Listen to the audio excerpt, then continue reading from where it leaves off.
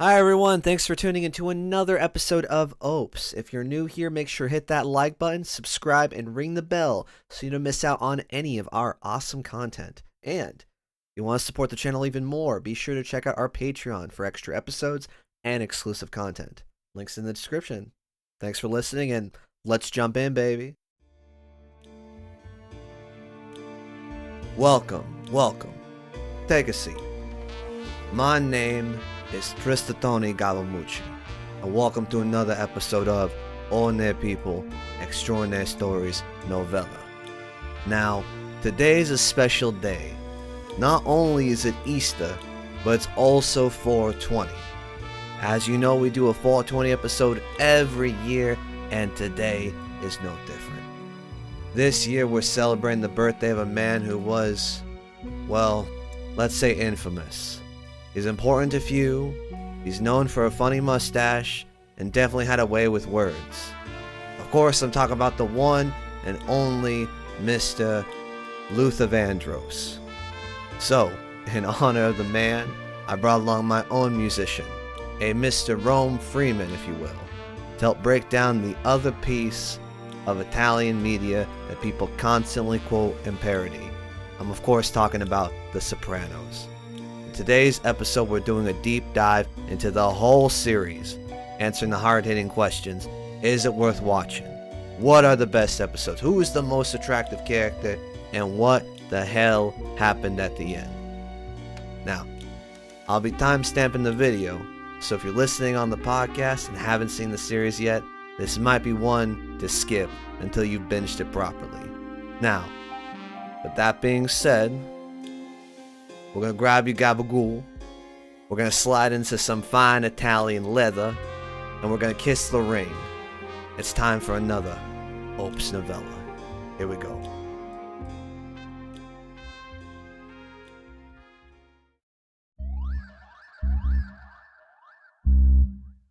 You know what time it is. Welcome back. It's 2025, and now you're here with the greatest. That's right. Ordinary people, extraordinary stories.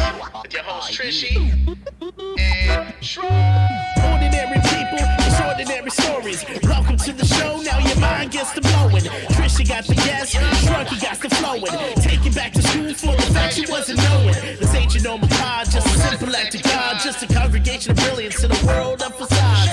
Interviews with peoples of all different walks. Comedy, intelligence is used in every talk. Ordinary people, extraordinary stories.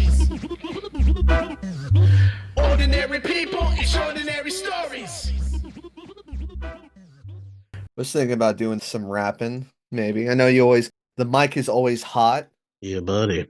I know it's always offered, so I appreciate it. I need it's like almost like writing a song. I don't technically know how to do it though, but I know there's a process, but I'm always kind of curious how people like write bars or write that information. So What are you curious about exactly? like the process, like how some people know exactly what they want to put, how they get those exact bits to rhyme. Do they come up with the beat first and then the lyrics then the beat? Like, there's not one singular process. well, I guess how do unfortunately. you do it then? Well, it's a culmination of everything you just said. Actually, it's like it really doesn't make any sense. You know, like sometimes I'll just be higher than balls doing the dishes, and I'll just be humming a melody that I made up on the spot, Right. and then all of a sudden it's like, oh, I kind of like that.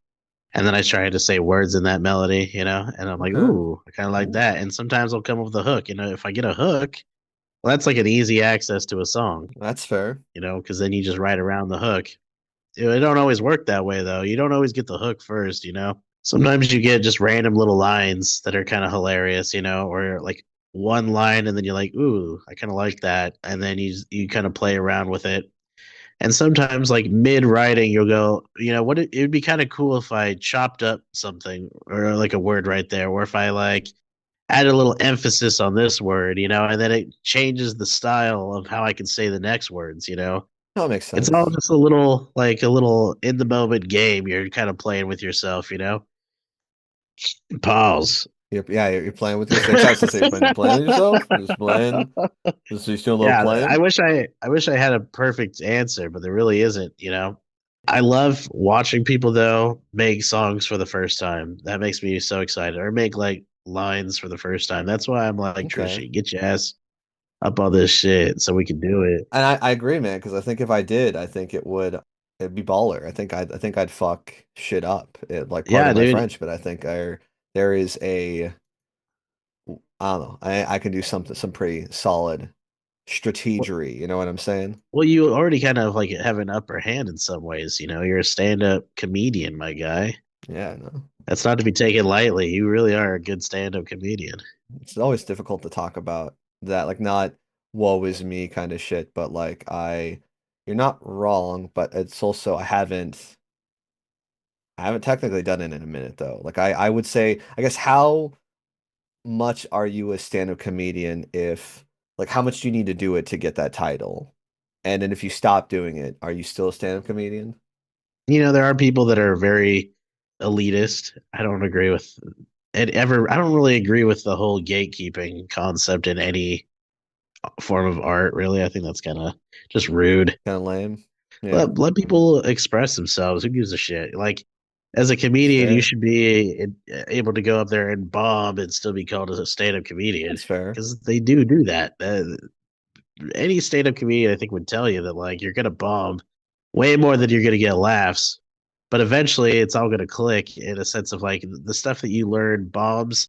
Sometimes you can find ways to turn that into laughs and shit. You know, No, absolutely. And I will say there's always like a part of me that I mean I think I can go back. I think there's a want. you should never have left. You're wonderful.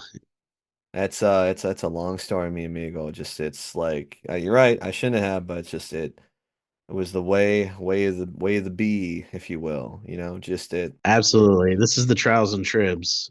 Man, you ain't no shit. Absolutely, man. Absolutely positive, my guy. So, what Yes, are you gonna sir. do? You're gonna find a new path that makes sense. I think. I think so too. I think so. And I mean, I'm currently doing it now. You know, doing Yeah, it on. I don't even know what I want to call this. I guess this would technically be a novella, in a sense, right? Would this be a novella? I mean, it's my show, but like, yeah. You name it what you want. I'm gonna name it Rome and Tristan's Sexy Time. I need to be careful. It's not even Pride Month yet. I'm getting too excited. You know, just hanging up Is my it not Pride lights. Month? Was that June? It's June. June's Pride Month. National Corporation Day. If you okay, we gotta be careful. All right, too spicy here. I do find it low key offensive that there's so many just days when we should just be celebrating our cultures every day. I'm gonna just be that guy. You know, I don't really. I think it's bullshit. That okay, and then also I feel like it's really weird being a Hispanic guy and being like, okay, your month starts in one month and then it ends in another month. That's kind of bullshit. You know, it's like what the fuck is that about? Like, bruh, like, are we thinking about this? Like, is this making sense right now, guys? Come on, what the Yeah, fuck? I'm a little offended, but like I That's guess I all don't care funny. that much. I mean, I think it's just dumb, you know. I think it's a cop out for just being a good person to people every single day, Hmm, interesting. you know, instead of just like I also don't like as a Latino or Latinx as some would like to call it. Latinx, yeah. I don't like gatekeeping my culture in any capacity. Word. No, that's fair. That's fair. I think it'd be cool to watch anybody wear a poncho because ponchos are dope, dog. Absolute Like man. Okay, man, we gotta be careful. We're getting controversial because I agree.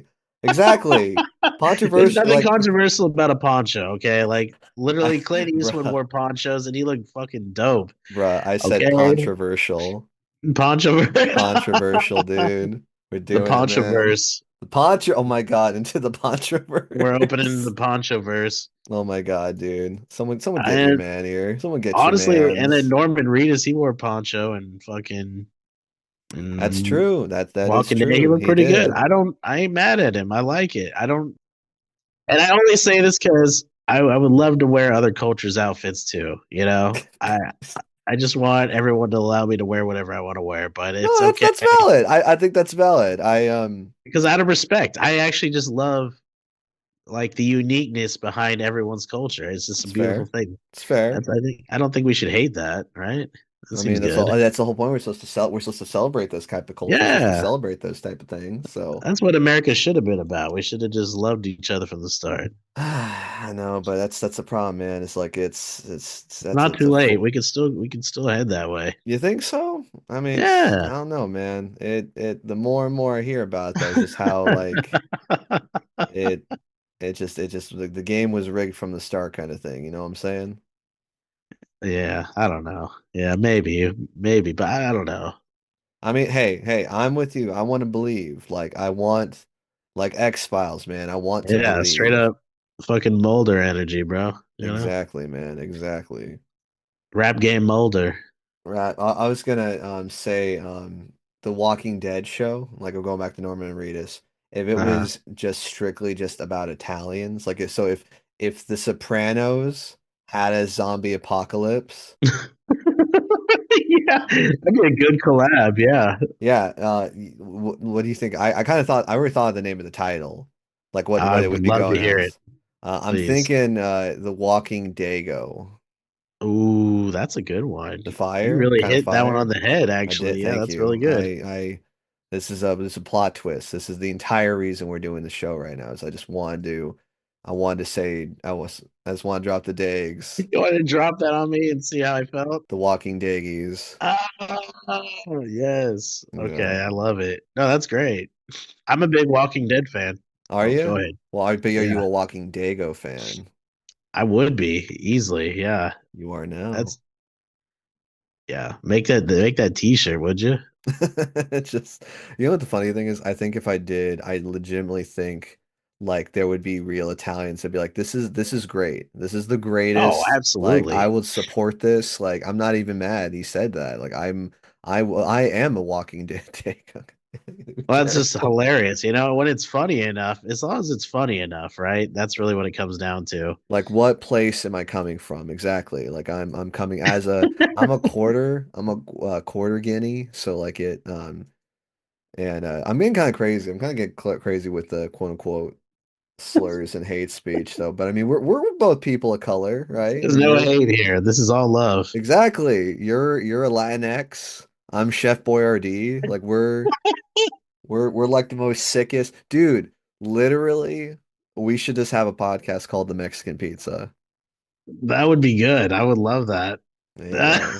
The Mexican pizza. Just hit up Doja Cat, be like, bruh, like, can you do our theme song? Like, can you collab with us? Bro, how progressive would that be? Like Mexican pizza with a done by a woman of color, I was gonna say a gender of color. I love this. Yeah, Oh my absolutely. I'm God. I'm in full support of the Mexican pizza. Welcome, OPES Novella, Mexican pizza fans. This is Tristan. This is Rome. You know what it is. You know what's going on. Shruggy shrug. Fuck. Oh, sorry. Actually, I think my homie's trying to call. I'm trying to tell him I'm busy recording. I'm just gonna probably edit this out though. Cocksucker. Hold on. Don't edit it. It's Oh, good. I'm busy. I'm busy. I'm gonna actually If tell him he I'm does busy. Fuck if he you. doesn't watch the podcast and you called him a cocksucker, then don't edit it. You know what I'm That's saying? Because that's he fair. That's fair, because Chris. You fucking hick. You hillbilly piece of shit. Fuck you. you know what? You know what? You got to let your homies know sometimes. Hey, That's why aren't you funny. supporting my art? Are you just being salty because Nick still hasn't listened Nick to Query, I'm waiting. shout out? Yeah, Okay. dude, call him a coward. You're just gonna be like, coward, you I remember you coward. talking about something with Killer Whales one day, and you still have not heard my song. I listened to your Killer Whales spiel. You have not listened to the song. Damn! Shouts are we're gonna It's okay. I still sound love effect, yous. I still love yous, but get your shit right. You know what I'm saying? How long are we gonna play games? gamer horns. That's damn. But no, shots fired. How long are we gonna play games? It's been He's how many months? playing with your It's been how many emotions, dog. months? It's been How many months. months has it been, Trishy? There have been more rockets sent into space that exploded versus Nick listening to episodes, man. This is, you know what? Oh, This episode is called Fuck Nick. No, it's okay. I love you, Nick. We're just really salty let's call it Nick Crary. that you're not supporting our local band. Like you're Let's not. call yeah, Just absolutely. call his Call name. His social is 123. But no, no, okay, listen, that's what the episode is called. It's Nick Crary likes Mexican pizza. a Sopranos. What was the subtitle of the Saints of Newark? A Sopranos Tale. Exactly. Yeah, that's great. Nick Creary likes the Mexican pizza. A Sopranos That's great. legacy chapter. All right. Well, guys, yo, so just to break fourth wall, I got my man Rome's here. We talked about it, we hinted at it. Uh I finished Sopranos. I finished the series. We're gonna talk about it. That's what most of this episode's gonna be. So if you haven't, if you haven't got a chance to try the ziti, to try the manicotti, to actually get in with the gabagool, kind of put like a general yes or no, should you watch it? We'll do it a couple minutes later. But there's gonna be a point we're gonna say, all right, we're talking about everything. So we're gonna tell you actually probably to stop listening. So we're gonna have all these people listening, and they're like, I haven't fucking watched a bunch of fucking Italians or whatever, where yeah, but Wait seriously, on the fucking ziti. stop what you're watching. It was a lot. We're talking 6 seasons in a movie, 40 acres and a mule, but it was good. I think, but it's spoilers. No. It was solid and it was complicated and it was really just an experience to watch. And I feel like if it wasn't for The Sopranos, there was a lot of shows we wouldn't have had. I can't remember if The Wire came first or was it Sopranos? That's a good question. Yeah. I have a friend who's a really big fan of The Wire, and I still have not watched it. You fucking coward! You coward, Nick I Creary! You know. coward! Back to Nick. Yeah. All right. No, actually, okay, it started in 2002. So exactly, yes. If it weren't for Pranos, we wouldn't have had excellent television, excellent crime television. So I'm looking at The Wire. I'm looking at Breaking Bad. Like, I think that if it Yeah. wasn't for kind of them figuring out this anti-hero that is Mr. Soprano, Mr. Tony Soprano, we wouldn't have had the great television we're seeing today, though. So we're gonna talk about it. We're gonna get into it, and Rome's gonna we're gonna get in the gabagool, so to speak. So thank you for coming on here, Mr. Anytime, Freeman, Trishy. You know I'd do it for you, Trishy. in a heartbeat. In a In a heartbeat. heartbeat. More than I can say about that piece of shit coward Nick Creary, Nick that Crary. damn fucking God Nick damn Creary, it. fucking piece of shit, fucking God damn it. gamer word. Just kidding, guys. We love you, but we're really salty you're not listening. So take that what you will. Rome, before we get into it, I gotta tell you about yesterday. Can I talk about yesterday? Can you humor You, me? you are permitted to speak explicitly about yesterday. I I don't know if would I call it, would you call it controversial that I did something controversial yesterday? I I don't don't. know. Do you feel like it was controversial? I mean, I don't. I don't hear a lot of men talking about it.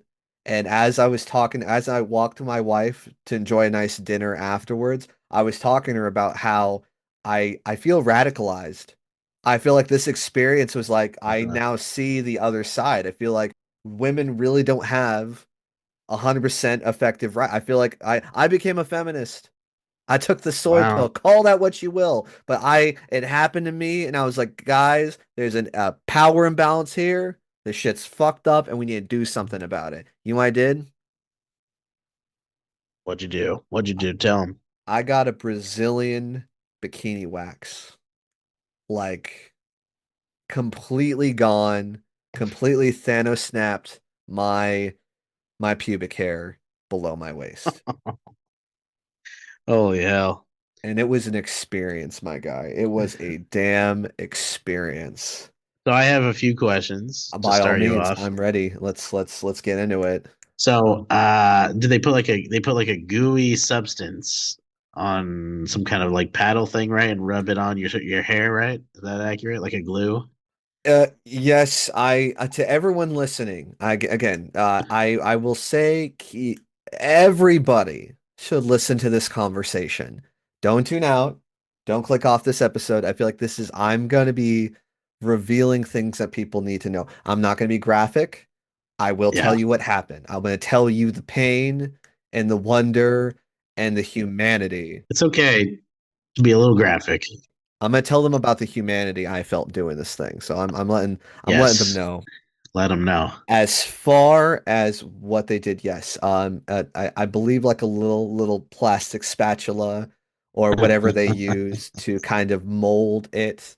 Were you able Uh, to see it or no? You were just no, like, okay. So I think it's best if I just break down the entire experience from the start to doing it, and that might answer your questions from there. That cool? If I can I go off? Can yeah, that would be great. Go off, Queen. you man go off? Okay, I'm going off. Okay, snap, snap. Strong, independent black woman. Let's go. Okay. Yes, let's So run it. I think it's important to talk about why. Why would I do such a thing? I think that's a lot of people want to know why we do the crazy things we do. Why do we build pyramids? Why do we go to space? Absolutely, but I feel like we almost kind of understand this one, right? You're what they would call an Italian man, right?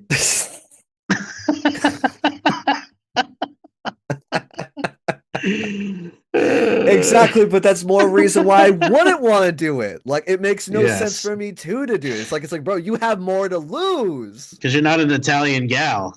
Exactly. You're not an Italian gal. You're not a broad. You're not a hua. Dude, I think they would call me I gotta be careful. I'm just quoting Sopranos, a fagoots, or I forgot the term they Gods. use. I would be No. called a A not a Fanuc. yeah, a Uh, fadook, but all right. no. But I Okay. think in all seriousness, why did I do this thing? And I'll tell you. Short answer was my wife and I, and we're being a little transparent, but not too transparent. Me and my Okay. wife are trying to help our intimacy more. Some Okay. people know our story, some people don't. If you look deeper or email, you can ask questions, we'll answer, but I won't go any further. Regardless, we're trying to become a bit more intimate and work on each other more as a couple. Uh-huh. And part of it was like, hey, I'm gonna trim the hedges. Yeah. We're gonna clean it up. But she was very apparent, like, hey, if I'm gonna do this again, she's done it multiple times. It's not her first time. She's done it like 4 or 5 times. She's like, if I'm gonna do this again, I want you to experience it with me so you know what you're asking of me. And I'm like, Reasonable. that's very reasonable, very valid.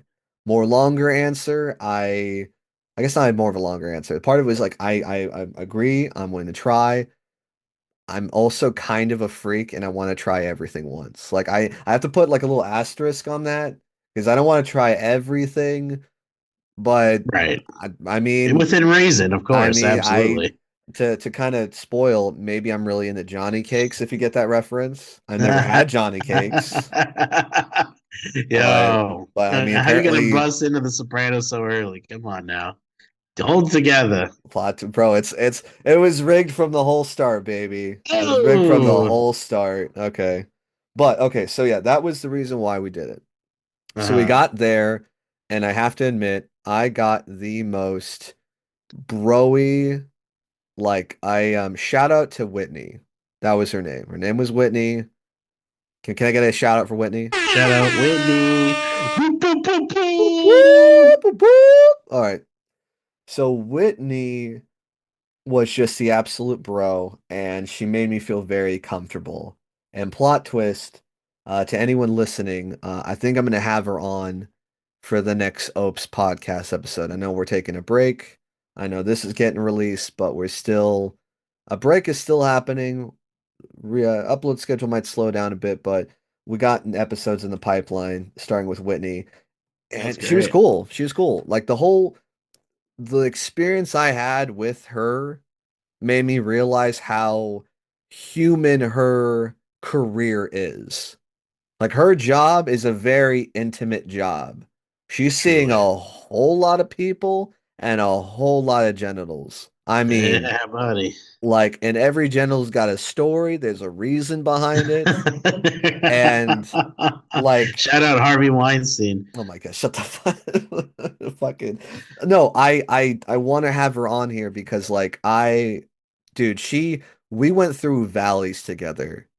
And We're in I saw, valleys, dude, damn. it like we had deep conversations all while my pants were completely off and she was pouring hot wax over my genitals. Like it was, you can't get more intimate with a stranger than that. And it was very professional. It was very human. I feel like I earned a friend. I feel like I did an Iron Man with her, That's but great. she also was whipping me during the Iron Man. It was very confusing, but okay. At least So, you didn't sing "Welcome to the Jungle" when well, you got oh there. Jesus. Welcome to the jungle. We got just oh dude. Okay. So let me tell you, let me expand. So it's not gonna have pubes. Ah! I Don't hate sue this. us for I, copyright, I hate okay? this so much. The Slash is just, dude, you know Slash got jungle for sure. You saw that Oh, man's hair. You bro. know he's like, Yo, I bet it hangs just like his hair too. Like it's like over his shaft and it just like droops down you think he like got like his a hair. little or like a He probably little has a little top hat just puts it right for there. his This for little his Peter. here you go. Or he's got like a guitar rack underneath his gooch. Like, in case Oh his no. junk wants to shred. Hell yeah. Anyways, all right. So Whitney walks me back. She's like, take your clothes off from the waist down. She said that, but like I was like, hey, like everything. She's like, bruh, do you know what you're doing? Like, yeah, You should have worn a everything. thong, you know? I mean, it Probably didn't would have. matter because it's getting off. Like the whole point, dude, is like you're showing a stranger your junk. That's what's happening, and I'm doing do that often. It's not something I regularly participate in, so I was a little nervous, and I was like, "You want me to Winnie the Pooh this?" And she's like, "Yes, I need you to Oh take it no. off and Donald Duck it." So I We got just on talked about that last time I was here, and now that exactly, was a just Donald crime. Ducking it, dude. Just That's a like literal crime against humanity, and she made you commit that. but she was Is very this your nice. confession? Is I this really where we'll we're we'll having find out. this? Tune in. Find out, tune in. So I get there and she again is very nice. She's asking me questions like, so why are you doing this? Because again, that's a very valid and I tell her our story and Uh-huh. she's just like, we're laughing. We're making each other laugh though, but I'm also telling her about how I met my wife, like our marriage, like how what we're doing. And it was just again, it felt Uh-huh. very human and probably the most like again, vulnerable, intimate place I could be in. Because I mean, again, it's like you're okay, imagine if you will, guys. Imagine you're going into the office and you're naked from the waist down. Everything else is fine here. Everything is business as normal here. Waist down, your junk is just exposed. And Oh no. essentially, you asked if I looked at it. No, I 150%. I didn't make eye contact with her.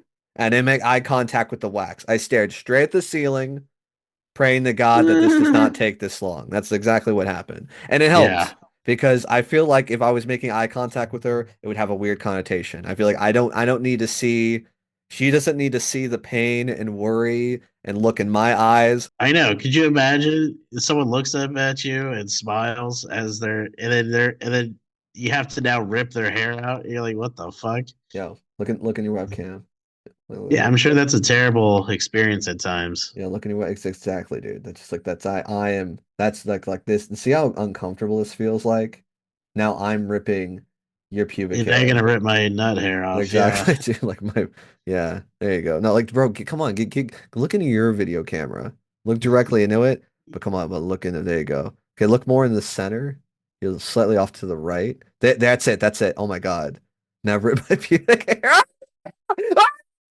It's too much. No. All right, okay, but how did it feel? It's probably what you're wanting. How did it ultimately feel like, right? Sure. On a scale of 0 to 10, Sometimes it was 1 to 2. that's not bad. Sometimes it exactly. I was like, okay, mildly uncomfortable. That's fine. Uh-huh. Now to be clear, I said it was a Brazilian. Right. A nuclear bomb dropped around my pubic. There's nothing. It's I'm sure gone. the gooch was the worst, bro. No, nope, it's not.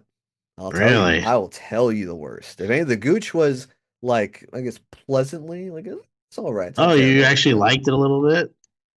Again, like sometimes it just feels like it's oddly satisfying as far as like maybe scratching a zit off or like Sure it's feels just great it now. yeah, You're you like, just fuck you're like yeah. yeah, and it's like it's gone, it's free. And to answer like so because I'm an Italian, I'm a hairy man. So it's like from my thighs and to my crotch, it's 2 fingers.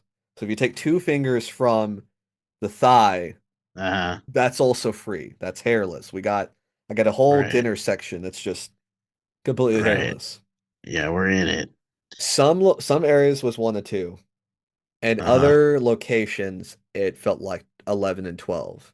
Like I felt my skin was getting ripped off. Like it Mamma went from mia. like this feels like a Hellraiser. This feels like, and that's why I didn't make eye contact, bro. I don't want to look at what she was doing. I want to see my Yeah. poor junk just being eviscerated and mutilated, like Help me. all for the sake of love and marriage, Yeah. dude. Just like like, Wow. The feats you go through are amazing. You and your wife. I love it. And I did say, ah, Kelly Clarkson. I did it. I had to. Like it was just Yeah. you That had was to a be must. there. Absolutely. It was an Elon Musk. Absolute. Oh Yeah, yeah. no, that and that was the experience. I did that for 30 minutes and again, Oh it was Jesus. probably 30 minutes is a long time. but it was just so weird because it's like my heart goes out to all the women who have to do shit like that. That was insane. That Yeah, was insane to never. just Okay, hold on, real quick, just for the ladies. It's never a have to, right? You just do what you want, shut right? fuck off. That's that Let that monkey sexist fly. dialogue bullshit that everyone wants to preach. Go fuck yourself. No, you don't have to. You don't want to. You Yeah, don't let that have monkey to. fly. Let that Yeah. monkey fly. Okay, you know what I'm saying? Just Am I let it gonna go. bitch about it if it's nasty, if Hey, it's not listen, trimmed up? Forget about it. We're gonna talk bitch about it. We exactly. don't You have know, to do it. the '70s. People like the '70s. I don't know. You know. I mean, you think so, but then why would we have laser hair removal? If we really like the 70s, I think more people would enjoy it free and fast. And no, I don't think so, because that place was a chain. Is it the patriarchy though that's telling us this? Is that how that works? I mean, I think maybe it's a sexist, fucked up system, and I think Yeah. we're just existing and living by it. I mean, I think there is a movement. I think people want to be free and clean down there. But again, I don't think enough people know about the cost of what that means and the If you pain go they up have to to endure.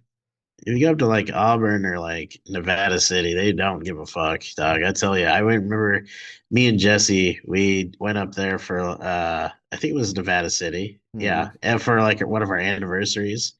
And we went down to this lake or river. Yeah, it was a river under the bridge, this big ass bridge. It was Okay. cool. There was hella people down there. But there was this one gal who she was not holding back on the hair. Oh boy. Like the bush was crazy. You know what I'm saying? How do you know? What plot twist? Because it was protruding from the bathing suit. That's how crazy Oh, it was. It was that wild. oh, But oh. she was feeling herself, and it wasn't like she was a bad looking girl, but it was it was a little scary. It was like holy shit. But then I realized she don't give a fuck about what I think. Let her do the bush. George W. It makes you kind of wish that like if the monster is gonna be like vibing, like at least keep it contained, man. It's like there's something so ominous and like almost eldritch about like the hair seeping out of the suit. You know Jesse what I'm still thinks saying? it's the Like funniest it thing, just but like I it's like was if like so blown away by that. But yeah, I was just like in shock. I was like, God damn, we going for it. I'd be upset that I'm like, are in your you don't have a strong opinion about this, Jesse? This is not you're not a hard web swimsuiter. It's in the suit or it's not at all kind I'm of sure thing. she has an Oh, opinion. I mean, Jesse definitely has an opinion, I'm sure. right, right. Ah, man. But to anybody who's got more interest in the comments or want to know more about it, I it was an interesting experience. The secret is you have to keep doing it apparently because it that's how you prevent it from hurting less is the more you do it, the less it hurts. Next one on the Patreon. That maybe, yeah, next time are my taxi cab confessions, if you will, of the story. But yeah, no. Ask me you got questions, I'll answer them. Tristan says maybe do it. Yeah, maybe do it if you're curious. I am baby smooth. It's creepy, dude. It is. I am so Oh smooth down there. It is like that might be a Patreon exclusive, right? Like if you yeah. guys are interested. Not being Yeah. tasteless. You're not a You're hooer. not being graphic. You're not seeing it. Not a who exactly. You just if you want to see the glass fields, if you will, like maybe, but that's here nor there. And I think I just alienated Oh, everybody. it's They're all all clicked right. off. They're sticking around They're because clicked there's more to off. go. There you go. We got more for them. That's right.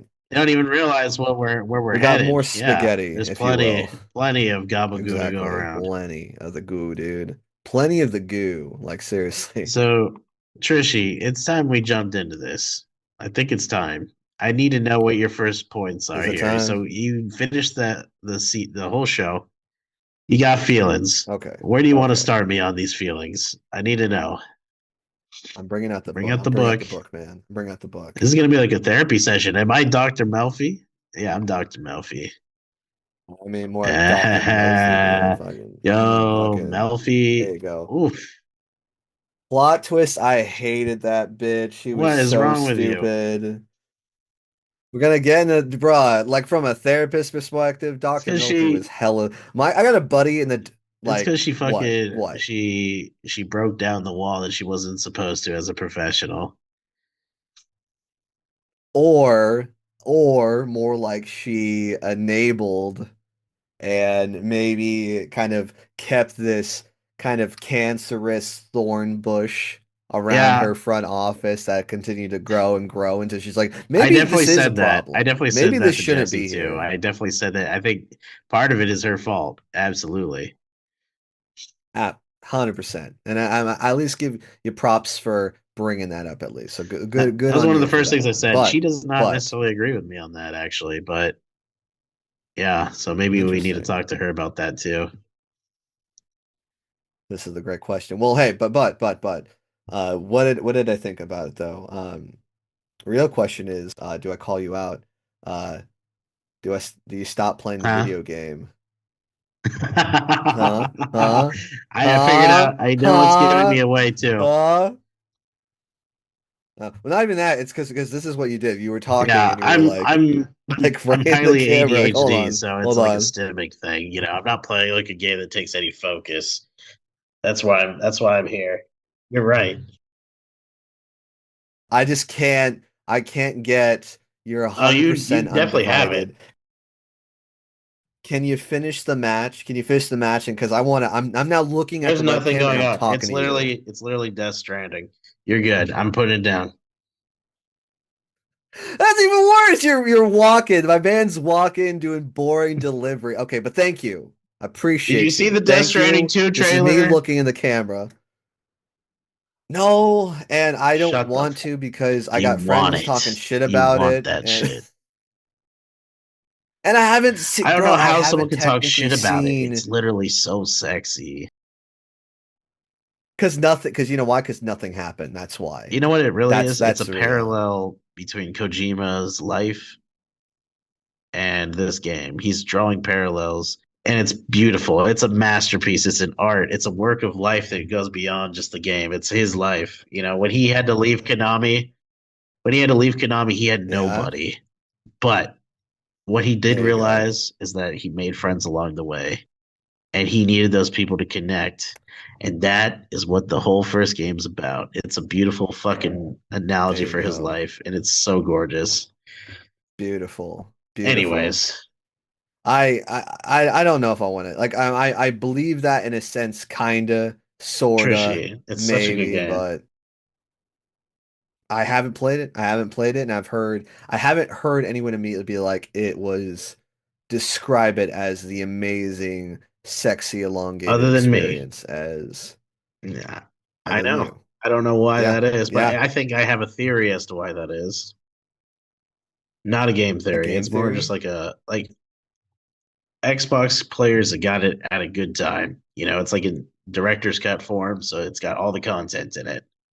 Where people who bought it at the beginning, Okay. there was a lot of things that changed since then. You know, there's like a lot new features and like they packed it all into Mm. the newest version of the game. So I have only great things to say. I probably wouldn't have felt that way maybe if I didn't have all the stuff I have, you know? So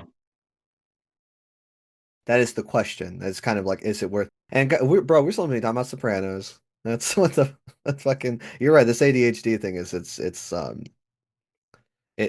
becoming a go problem. ahead. We need Let's to jump we need in. to lock in, Let's bro. jump We need to in. lock in. I'm already We in. locking Look, in? here you are, You feel hands locked free. All in. I got is the You right? vape. Okay. That's the answer. Already there. Thank you. Okay, okay. Was it a So Templar book? yes, or I mean, kind of. Actually, funny enough. So this is a shout out to Don Bacon. He was a very nice older gentleman I met at church, and he kind of mentored me a bit. We're just I don't know how much I want to share, but just main thing is that he kind of was helping me at a very dark time, and he kind of pressed me more as far as like reading the Bible and Oh, journaling more. And this is that's the great. Bible he made, and he's got I either he's got Native American in him or he uh is like part of the Native, like he's like a part of the community, like he helps that community, and he had this made this I mean, I think he just got just like a basic bitch like journal, like not to diminish what he did, but then like he got this Right. like kind of cover for it, and then made That's this really kind of cool. bead art with it as well. So it does look like a Templar journal, just kind of like I just bringing on like say some Yeah, holy just you're like gonna drop holy some bars right secrets on me now. right here. Yeah, the secrets is whether or not you should watch The Sopranos. Plot twist. No, you shouldn't because it sucks. Fucking sucks. No, I'm just kidding. See that those are for the not real fans listening because they're gonna hear that and be like, "You said it sucked." I'm like, "Well, I didn't because you didn't watch the episode. You fucking you tapped out. All You right, weren't real." Trishy, jump in. Should you watch The Sopranos? Yes.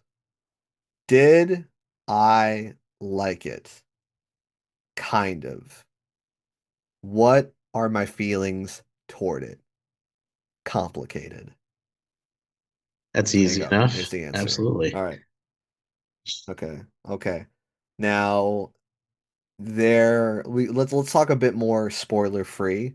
Like, I want to hear if you had a comment just for that alone. I know I didn't say much, but like, No, no, you that's actually you said a lot, and the one thing I want to say about that is you are describing the human experience, and that is what this show is to some degree. exactly. I feel right on the nose. So if you want to know what The Sopranos is about, The Sopranos is about the human experience, primarily the Italian American crime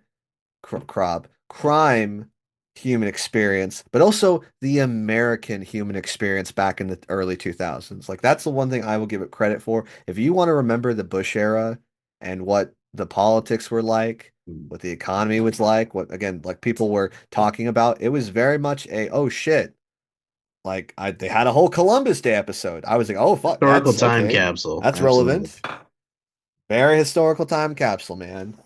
Like, but yeah, okay. So I would say I think at this point here, I do recommend checking it out. For the people listening, this may be most likely will be a two-parter episode because I have not yet seen The Saints of Newark. So that's something I'll be watching tonight. As far as is that gonna change my mindset or theory on the show? It could, but we'll find out later. And I'm just gonna come back and we're gonna talk about that. But this is just Sopranos season 1 to 6, all episodes watched. So I think at this point, if you don't want to be spoiled by anything, I give you permission. Click off the episode and Be gone. please uh be gone, but come back. Come back when you watched it and then listen, because then maybe you agree, maybe you didn't agree. I'm probably just gonna do this on the intro, but I really want to do more kind of just, I like OPES episodes. I like interviewing people. I kind of like just the riffing. I like just talking with you guys. I really, really, really want to have more one-on-one conversations with you guys who listen. I very would like put something in the comments, tag appropriately.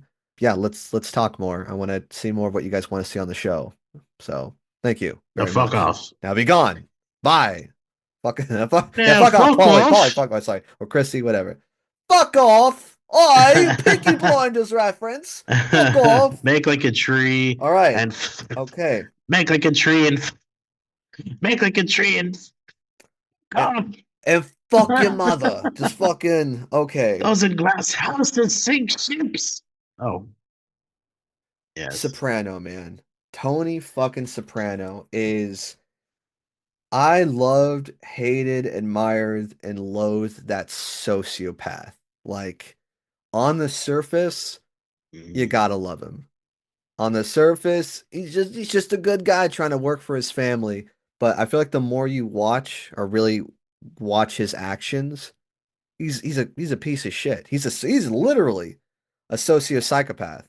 And I mean, as you see in the last few episodes, Melfi kind of connects the dots and sees, wow, I think I'm just enabling this guy.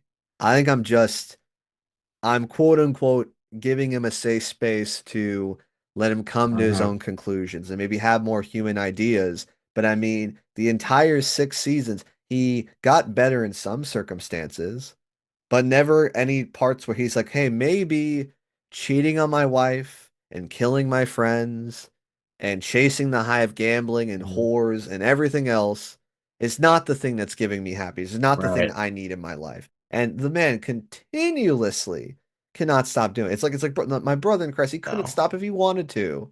It was insane to me. It's like, brother, come on. Come Yeah. on. I think it's Like, almost appropriate to like call him King Tony because his relationship with like yeah, every character is that regardless of what their opinions are, what they say, or what they provide to him, that's all it is. It's like he's gonna make the ultimate decision to, at the end of the day. Like, sure, Melfi ended up becoming an employee, basically. You know what I'm saying? Like, she wasn't his doctor, she became his advisor. And that was where she fucked up. that brilliantly said right there. Damn, that's really good. Like I like that a lot. That is exactly what happened, and that's kind of low key, high key Yeah. terrifying to think about. That's exactly what she slash Tony did. It's crazy, Yeah. man. It's I mean, nuts. there's no better way to put it. And then, of course, just like there's a lot of similarities to this in the Roman Empire. You know how the boys think of the Roman Empire. Caesar, he got roasted by his own people, his inner circle. And you look at the way The Sopranos ended. I mean, think about it, dog. We're at the end now, so I can say it. Paulie is a great example. Paulie, conflicted character, because he's like he rides with the team Very, for a really long very. time, and then he gets slighted, and then all of a sudden he's like, I don't know. He's looking He's looking around. around and he's like, man, this He hits ain't up this Johnny ain't making Sack. sense. He's over there working with Sax. He's over there being sketch behind the scenes while still simultaneously being Exactly. weirdly loyal to Tony. Weirdly It's a loyal to tale as old Tony. as time. There's always one who's going to betray you, but there is multiple, really, in this scenario. And it was like, that's why he's like Caesar in a lot of ways, he got caught up. I mean, Amen. Puss, Polly, plenty of heartbreaking ones, That scene, like even what Paulie said, like it's like that flashback was like when it's my time to go, right? will I stand up? Will I be able to do this, man? And just fucking A, man. It's just Yeah. crazy, dude. You kind of thought Just Polly was going to be more bananas. honorable too, because it was like his veteran persona, kind of being a tough guy.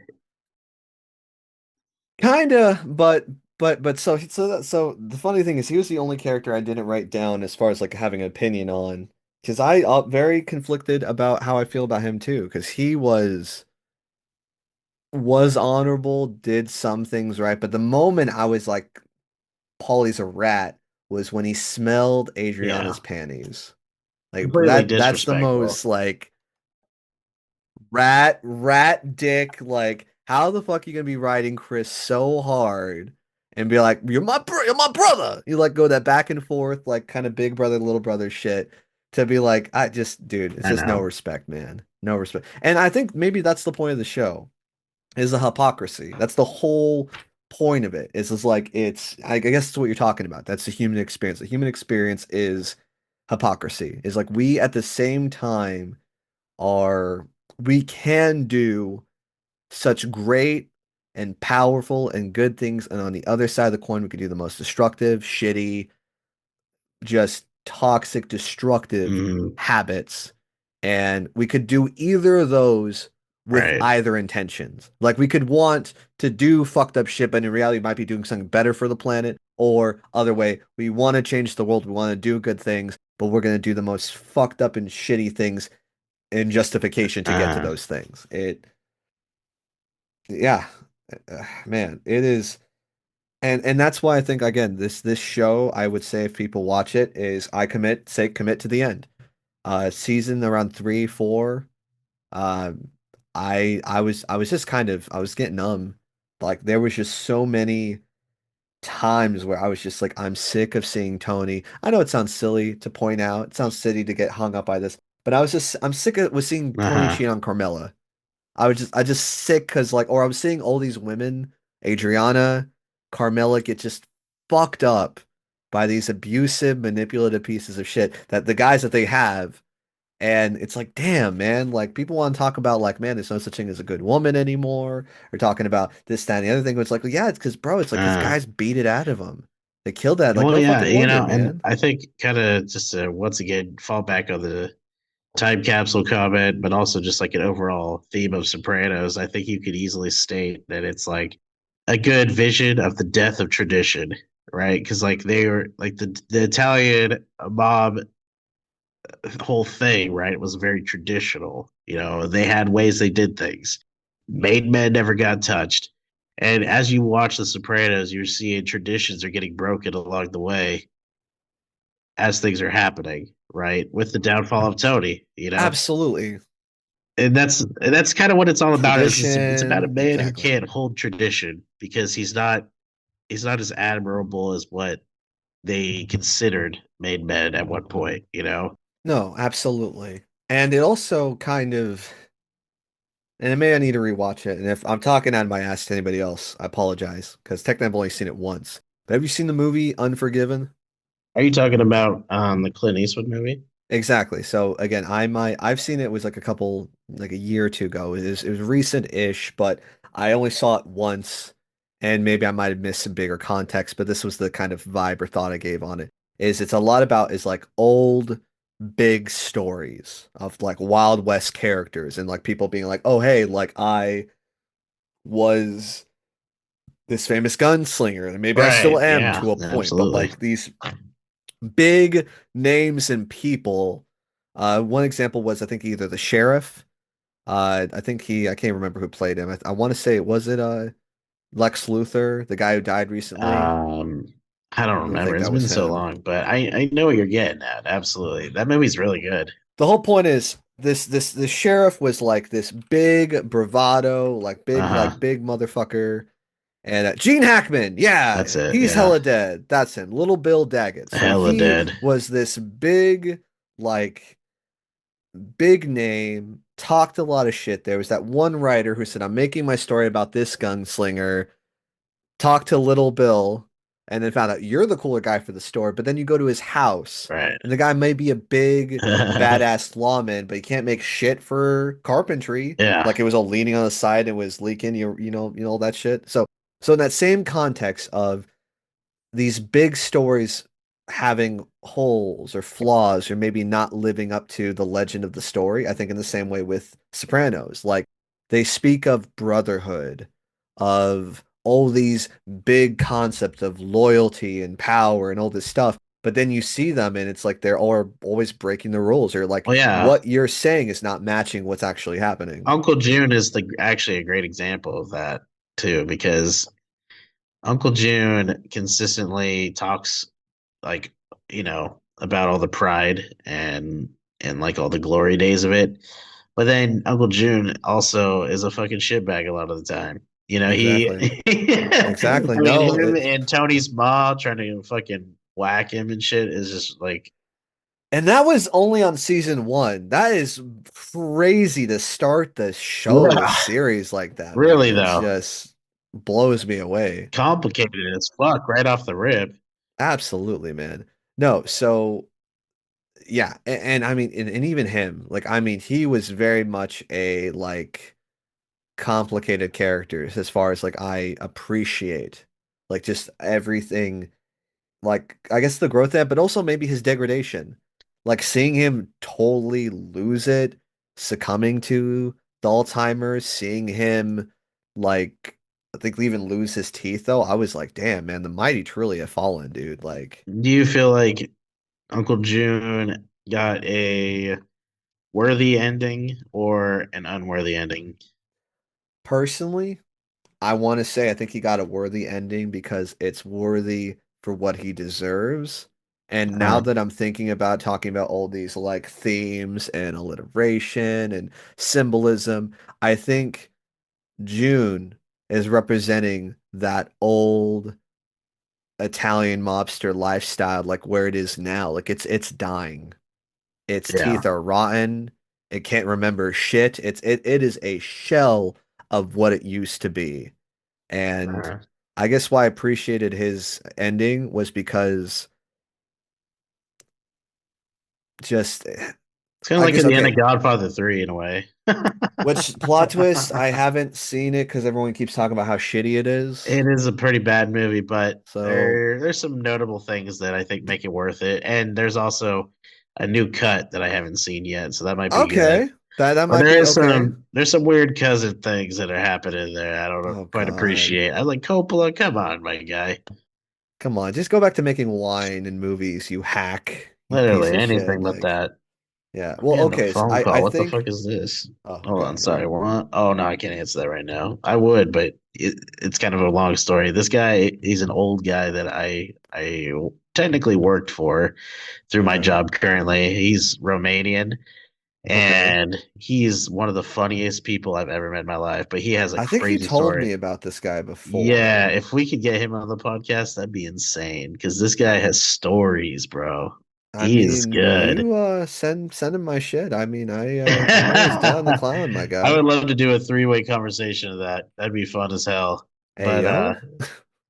yeah. Hey yo. All Hey right. Nah. yo. Okay, Hey back to yo, it. dude. Back All to right. it. I think let's I'm kind of talking about it. I think I'm ready now. As far as like what like I can't I'm bringing it up right here. What did I think of the ending for The Sopranos? Okay, Okay. let's we're Here gonna you get go. into it now. Like the human experience, I was complicated. As far as like we want to talk about good endings go, there's not a lot happened. It was kind of climactic. Like it was just like the way it felt was it just felt like life was moving on. Like people died, power switched hands. Now, like characters that we love and love are just gone, but people are moving on. Paula gets a Right. contract somewhere else. Something happens to Phil. Maybe something happens to Tony. And Uncle June's rotting away at a state like facility. Uh-huh. I liked it because it was just very like it just reminded me of life. Like sometimes that happens with life where it's just like life There's no just answer. moves. Exactly. There's no answer.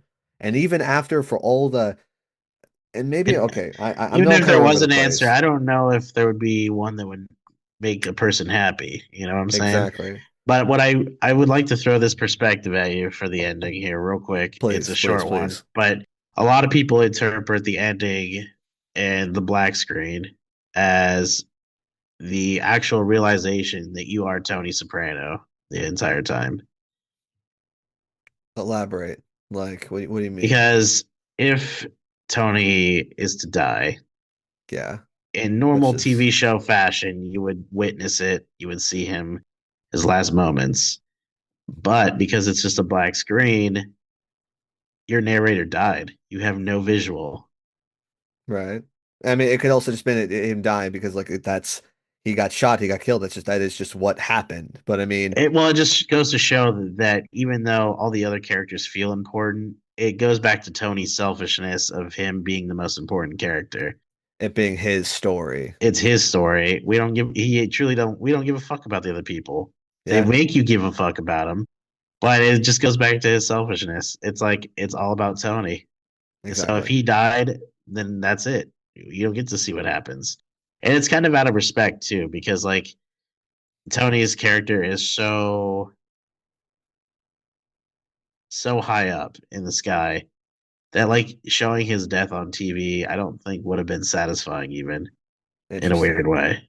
No, Yeah. I get that. I mean, that makes sense in a sense too. I could And he's see that. escaped death so many times prior.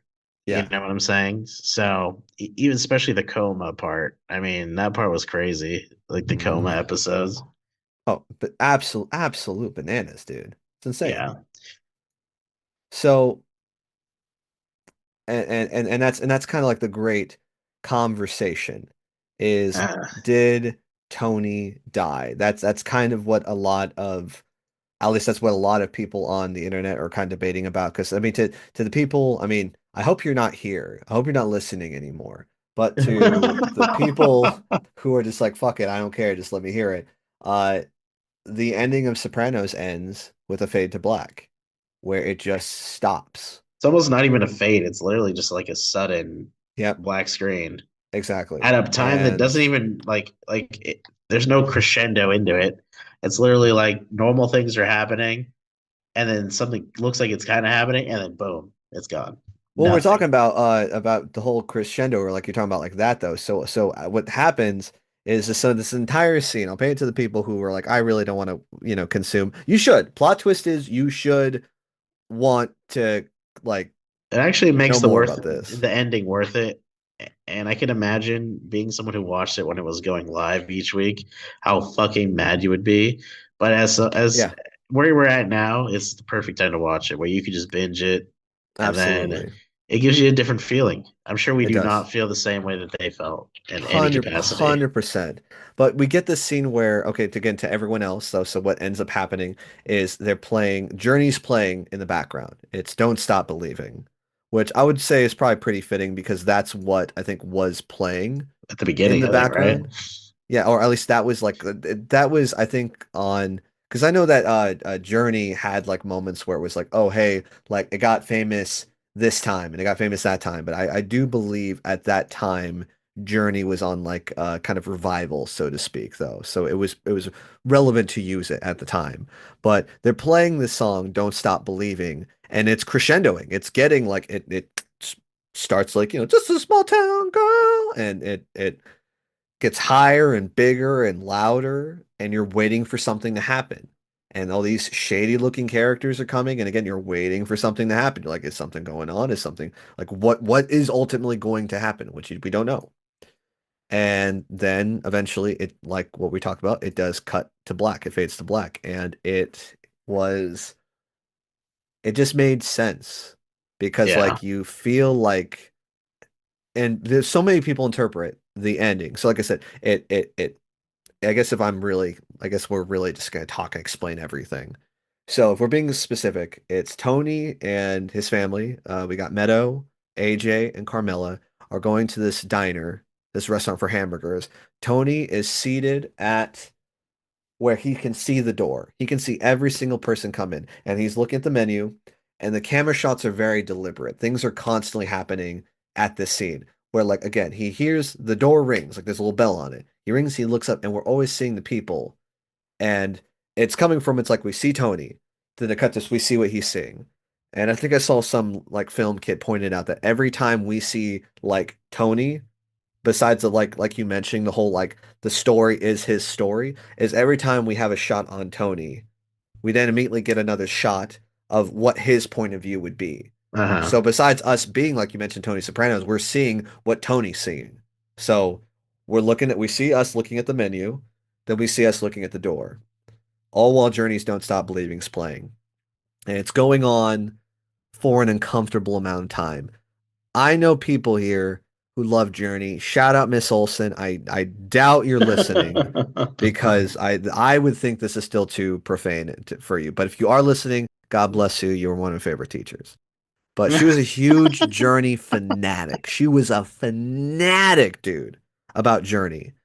And just this entire scene. I mean, like maybe you felt the same way. It felt claustrophobic. Like I felt uncomfortable with "Don't Stop Believing," which is not doesn't usually happen. It's supposed to be like it's just a small town girl. Like I felt like creeping dread and tension when the song was playing because the entire time we're wondering what is going to happen. Right. And all while this is happening, we get guests coming in, sketching looking dudes. My wife pointed out the old guy, The members only jacket, right? not even him. Oh, This guy okay. before him. But obviously he was the most likely suspect. But it was this old guy in a USA trucker cap that was Uh-huh. put down all the way to his eyes. She Right. couldn't see what he was doing. Do you remember that guy? Yeah, I do. Uh-huh. She pointed out to him because the same type of guys that shot Bobby, Would do the same thing. Right. exactly. So I There's a mean, lot of red herrings in my opinion, because like the members only jacket, they link that to okay, remember the guy who the guy in the beginning, wanted vacation? right, for Florida, and he ended up killing Yeah. himself. And Yeah. so that would be like his brother or something, looking for revenge. So we heard that theory before, and my wife kind of pointed out and said how she thought that like that might not make so much more sense, or like it would be pretty surprising for that guy to still be, I guess, them to hold that much of a grudge about it still. I mean, obviously they would still make a grudge about it, but like, do you Well, really he, think they'd be able to keep that grudge alive for that long? dude, think about how those people talked about family. I mean, bro, come on. Johnny Sachs was It's going fair. crazy That is over fair. some It's very points. fair. Fucking, I mean, it makes perfect sense. I mean, Tony really fucked that guy on so many occasions. The guy who was very loyal to him, Exactly. and he just wanted to trip down to fucking Florida. You And know, little, I mean, and the whole point is we're watching, besides just all that happening, but also like the yeah, families, like they lost, yeah. like, God, yeah, dude, no, 170 gajillion billion percent. Uh, I'm trying to remember what else though, but like, okay, I mean, I could see it happening, but I mean, like the killing. Well, another theory is that maybe New York. New York had a hand in it though, because even though Maybe technically they killed Phil, like at that point, like, hey, dude, we're already people cleaning wanted Phil dead house. though. That's the problem Oh, because yeah, but the way they made it in New sound is York like they too. wanted Tony dead as well. Like they're like, bro, Yeah, like why not? We're already chopping people up. Why not? Let's do one more and kill the yeah, big fat bastard himself. yeah. Absolutely. Well, yeah. I don't think, and that's why I don't think it's gang related because they were just ready to take out people. But I think I don't think the reaction would have been that quick. Almost if Phil dies, I don't know. That's hard to say actually. Actually, no, it would make sense. It would want to be right away because that's the whole point. It's just like we Yeah, want it to be really fucking quick. Like, yeah. But then the so problem is usually like you have to have like a somebody step up, right? And it was so quickly. Who would have called that order? my vibe or my thoughts, it was specifically the dudes at the meeting in the warehouse. Like, I mean, because like all those people. I mean, and Paulie. Maybe. Yeah. I mean, besides being like, like you said, speaking all this like about loyalty and speaking all this about like, hey, I'll never ever leave you though. We've seen multiple times where he kind of, you know, does a little sneaky beaky betrayal where he kind of is like, I'm actually need to Yeah. act in my own self-interest. And someone pointed out at that scene, if you bring it up, where they're at that very cold warehouse, Uh-huh. as they're leaving, you see Paulie shaking hands with another person behind Tony's back. Like so, like Paulie would step up for New Jersey. I mean, He technically would be the only one alive. Syl's in a coma. Bobby's dead. Tony's dead. Also, that's a funny. I want to just bring a little sidebar to Sil real quick. Sel, you've heard of the show Lilyhammer, I'm sure. I was just talking to my mom about it. Like, so do you think same universe? I think maybe, but people theorize that actually that's Sil in a coma. That'd be fun because I was wondering. So short answer, no, but like I wanted to wonder like, hey, like I because I want to think like He some basically plays the same character. exactly same character, different name, but And like it also plays into Sil like kind of being like, oh, I want to be the boss kind of thing. Like I could be the boss. And then he is the boss in Lilyhammer, kind of is what it was. It's like he was a boss and yeah. he had to go into hiding. But no, we did talk about me and my mom talk about this stuff, but I want to watch Lilyhammer to kind of. So have you seen Lilyhammer then? I've seen a little bit. It's okay. I definitely could dive into it, I think, but I wasn't ready for it at the time when I was watching it. For sure. I think for me it's on the list. Like it's on the list of we're watching it for sure. It's on the we're watching it. We're Yeah. watches. Yeah, I think so. I think it'd be fun. I think it'd be Yeah. solid to do so. That'd be fun. We could connect about that from time to time too. If we're like both watching it, which would be cool. You see the hammer, dude? Did you drop the hammer, bro? Like just maybe, maybe, Maybe, maybe. maybe. Mexican pizza. Dude, it's man, that's the only way to live, baby. Is the pizza. Yeah. The The Mexican Mexi P, pizza. dude. Mexi Mexi P. P. Mexi P. So I guess okay, so to go back to the ending, so the whole point is we know that uh it gets higher, the journey song gets higher, higher and higher, it crescendos, Uh-huh. and then it goes to fade to black.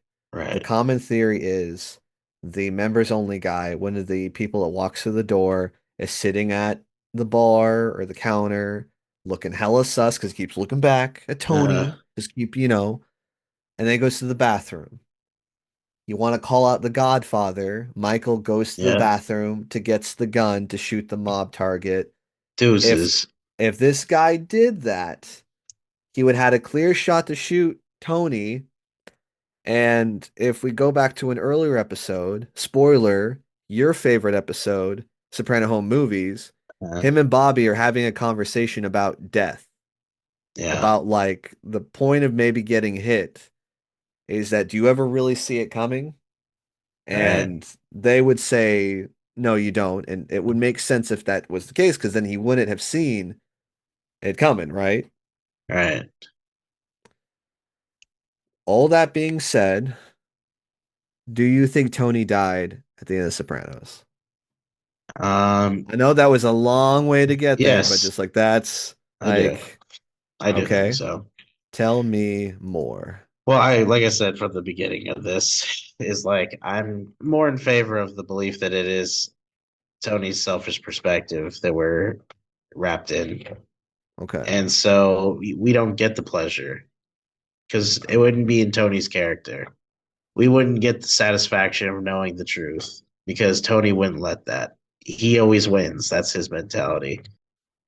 And I think this show breaks the fourth wall in so many ways because, like, that moment definitely for me feels like a fourth wall broken. Okay. But it also, like, kind of what you were talking about at the beginning about how the show goes parallel with culture at that time period. It breaks fourth wall for us now because we get to look at it kind of like you said, where we're like, oh shit, like that's like history from someone's perspective. Exactly. But yeah, to go back into it, I'm in favor of the belief that Tony is indeed dead. I don't know if everybody at the table died though. I can see it happening, but I don't Okay. know if that. I think it's more likely that someone went in there, shot Tony, and then ran out as quick as possible. I can see I think that. they maybe spared the family. I can see that. It's a lot more personal. It does, exactly. It does feel a lot more personal. It feels a lot The more need to get out of there really quickly is probably, it makes sense. So I think maybe only Tony died, but we'll never know that answer for sure. exactly. We won't. I mean, I think it's a solid answer. I okay, I like that. I like that. As far as like my answer would go is that I think it doesn't matter ultimately. For I mean, for some reasons where it's his story and he wants to be the one to tell it. I think for me, like, how do I want to say this? I think it didn't matter because whether Tony did get shot or whether it was Tony's story and didn't want us to tell us, I think at this moment, like the guy wants to leave us on an uneasy feeling. Like he wants to be like, hey, look, it again, kind of low key, high key, doesn't matter what how we want to feel because that sense of anxiety, that sense of dread, the sense that this eventually another boot is gonna fall down, that's gonna be present forever. We're Yeah, always not gonna be stopped believing. We're gonna not we're gonna stop believing that gonna feel safe. yeah, Like, don't we're gonna stop believing that there's gonna be hope because besides that, there's always gonna be a members only jacket shooter. I think if it wasn't there, it's gonna be somewhere else. I think he's gonna still have to worry about Paulie. I think if New York didn't decide to kill him at that meeting, I think New York would be like, why do we need Jersey so much? Why don't we get a puppet guy? Technically, Tony's the only head guy. We kill him, we put one of our guys in there. Like, yeah. That's right. uh, Yeah, once Syl was in the coma, it made everything easier exactly. because And well, sorry, go ahead. Syl was like the only loyal one really to the end. I mean, other than maybe Bobby, because Bobby, I feel like he was just like loyal in like a capo way, but not necessarily like a boss way, you know? Because he's fucking his sister, that's why. He's like, I'm loyal because I'm boning your sister. That's what's happening. Right. Well, he was loyal before that, you know, in his own That's way. fair. That's fair. He was always kind of like the lapdog, and then he got a little bit more personality as he got bossed up a little bit. Bobby, I think, got the most unfair death. Yes, 100%. Bobby got done dirty. A man in his trains, dog. Okay, Bobby got done dirty next to Adriana. Like, I don't know how you felt about her, but I feel like Adriana got Yeah, I felt horrible ass about fucked Adriana. completely. I felt horrible about Adriana's death. Yeah, that shit really bummed me out. Did it? Good Yeah, for you. Hell yeah. I mean, absolutely. I've kind of felt bad, and I felt like Chris. This is like, God damn it. Yeah, You it all goes back to the importance of watching Saints of Newark for me personally. But are you good or are you saying damn it because you have to talk about Saints? I'm saying damn it because I want to talk about Saints really badly because it's gonna add a lot of texture to just like our conversation about The Sopranos in a lot of way. But I just think like Chrissy fucking got so played by Tony, unfortunately, in the long run, you know, because like Tony is so selfish while still finding ways to be selfless at the same time that it Yeah, confuses the shit out of this poor abused family member, basically, is what it comes down to. It's like Chrissy, like he looks up to Tony in so many different ways, you know, and it's out of respect for his father, you know what I'm saying? Because fucking Tony really admired Chrissy's father, you right. know? But it makes you think like what does that mean exactly? Because it's like, is it actually Chrissy's dad or is it the idea of Chrissy's dad that like people keep using to Well, manipulate unfortunately, Chrissy about? it could have been Chrissy's dad, but I think it is the idea of Chrissy's dad because well, I can't tell you, but basically, Well, I can't tell you. Well, but fuck. but basically, yeah. I mean, once you watch Saints of Newark, you're gonna be like, okay, I'm heartbroken, very heartbroken. I thought you were gonna say I'm hard. I'm like, you too? Me There's too? some pretty sexy parts, dude. No, There are some okay. sexy moments. But yeah, no, Adriana's death was so terrible, and I can't believe Syl actually like was the one who had to carry it out. That's fucked up. Tony It is fucked consistently up. It put is. people in bad spots to test their loyalty. Absolutely. Like and that's kind of what I mean they do with frickin' with Chrissy. Exactly. Put in bad fucked up spots. It's like, man, you got fucked, dude. You got put in a real bad position. This Yeah, sucks. that was a real bummer. So, There's no way around it. Just that this sucks and this is trash. and just for Chrissy to kind of like get the end he did, that was extremely sad because it was just a tragic tale of a man who just could never get in his own. Is really what it came down to Well, because hold on. Let me cut you off because like you're on track. That's what I want to get to next though. But back to my it doesn't matter ending that Tony's always going to be fucked uh is do you remember the scene where the FBI agent says we got him? Or when they yeah, mentioned about Philly's death, they said we got him. I think if Tony didn't die, I mean, the lawyers said it. Everyone said it. Like he was gonna go to jail.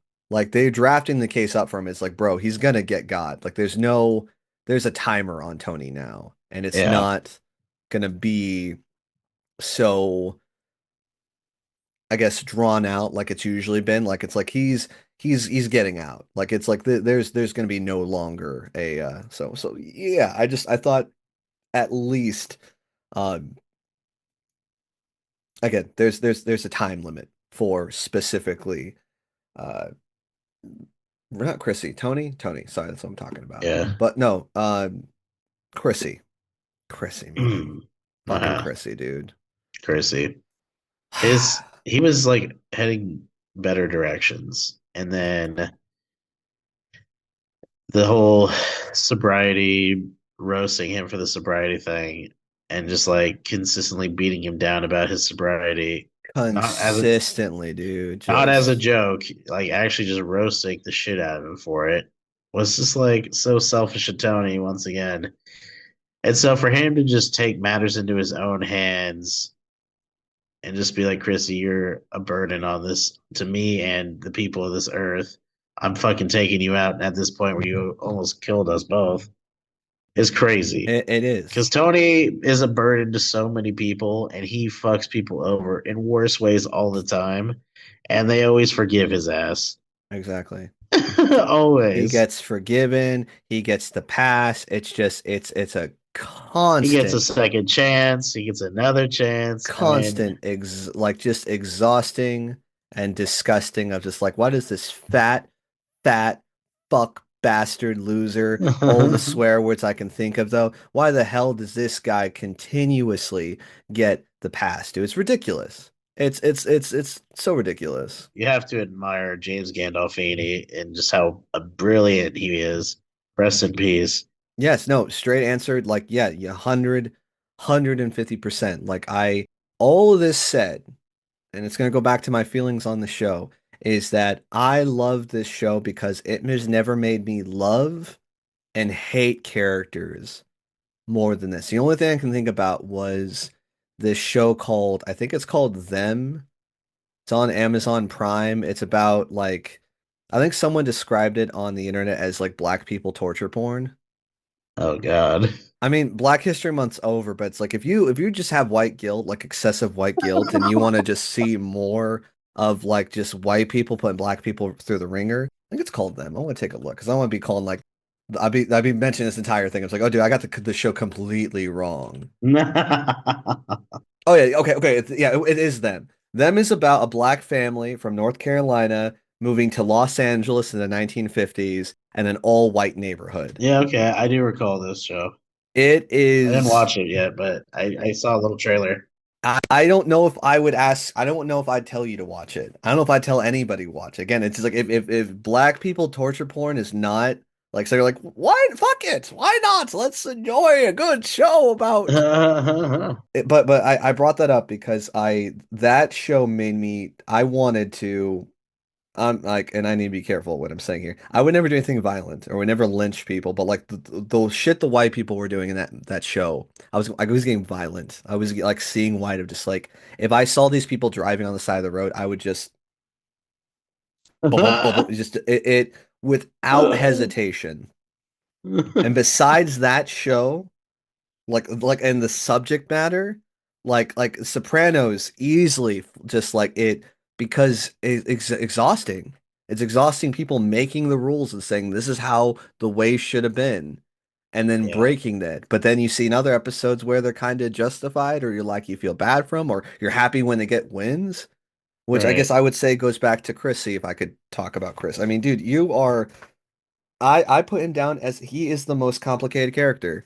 And the way it makes it sound like the Saints of New York is only going to make me appreciate him, or it's only going to add further complexity to his character. right? Yeah, well, I mean, so Saints of Newark actually, so it's slightly narrated by Chrissy Okay.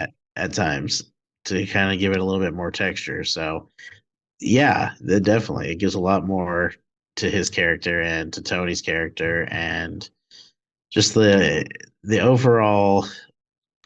It just seems like a crazy.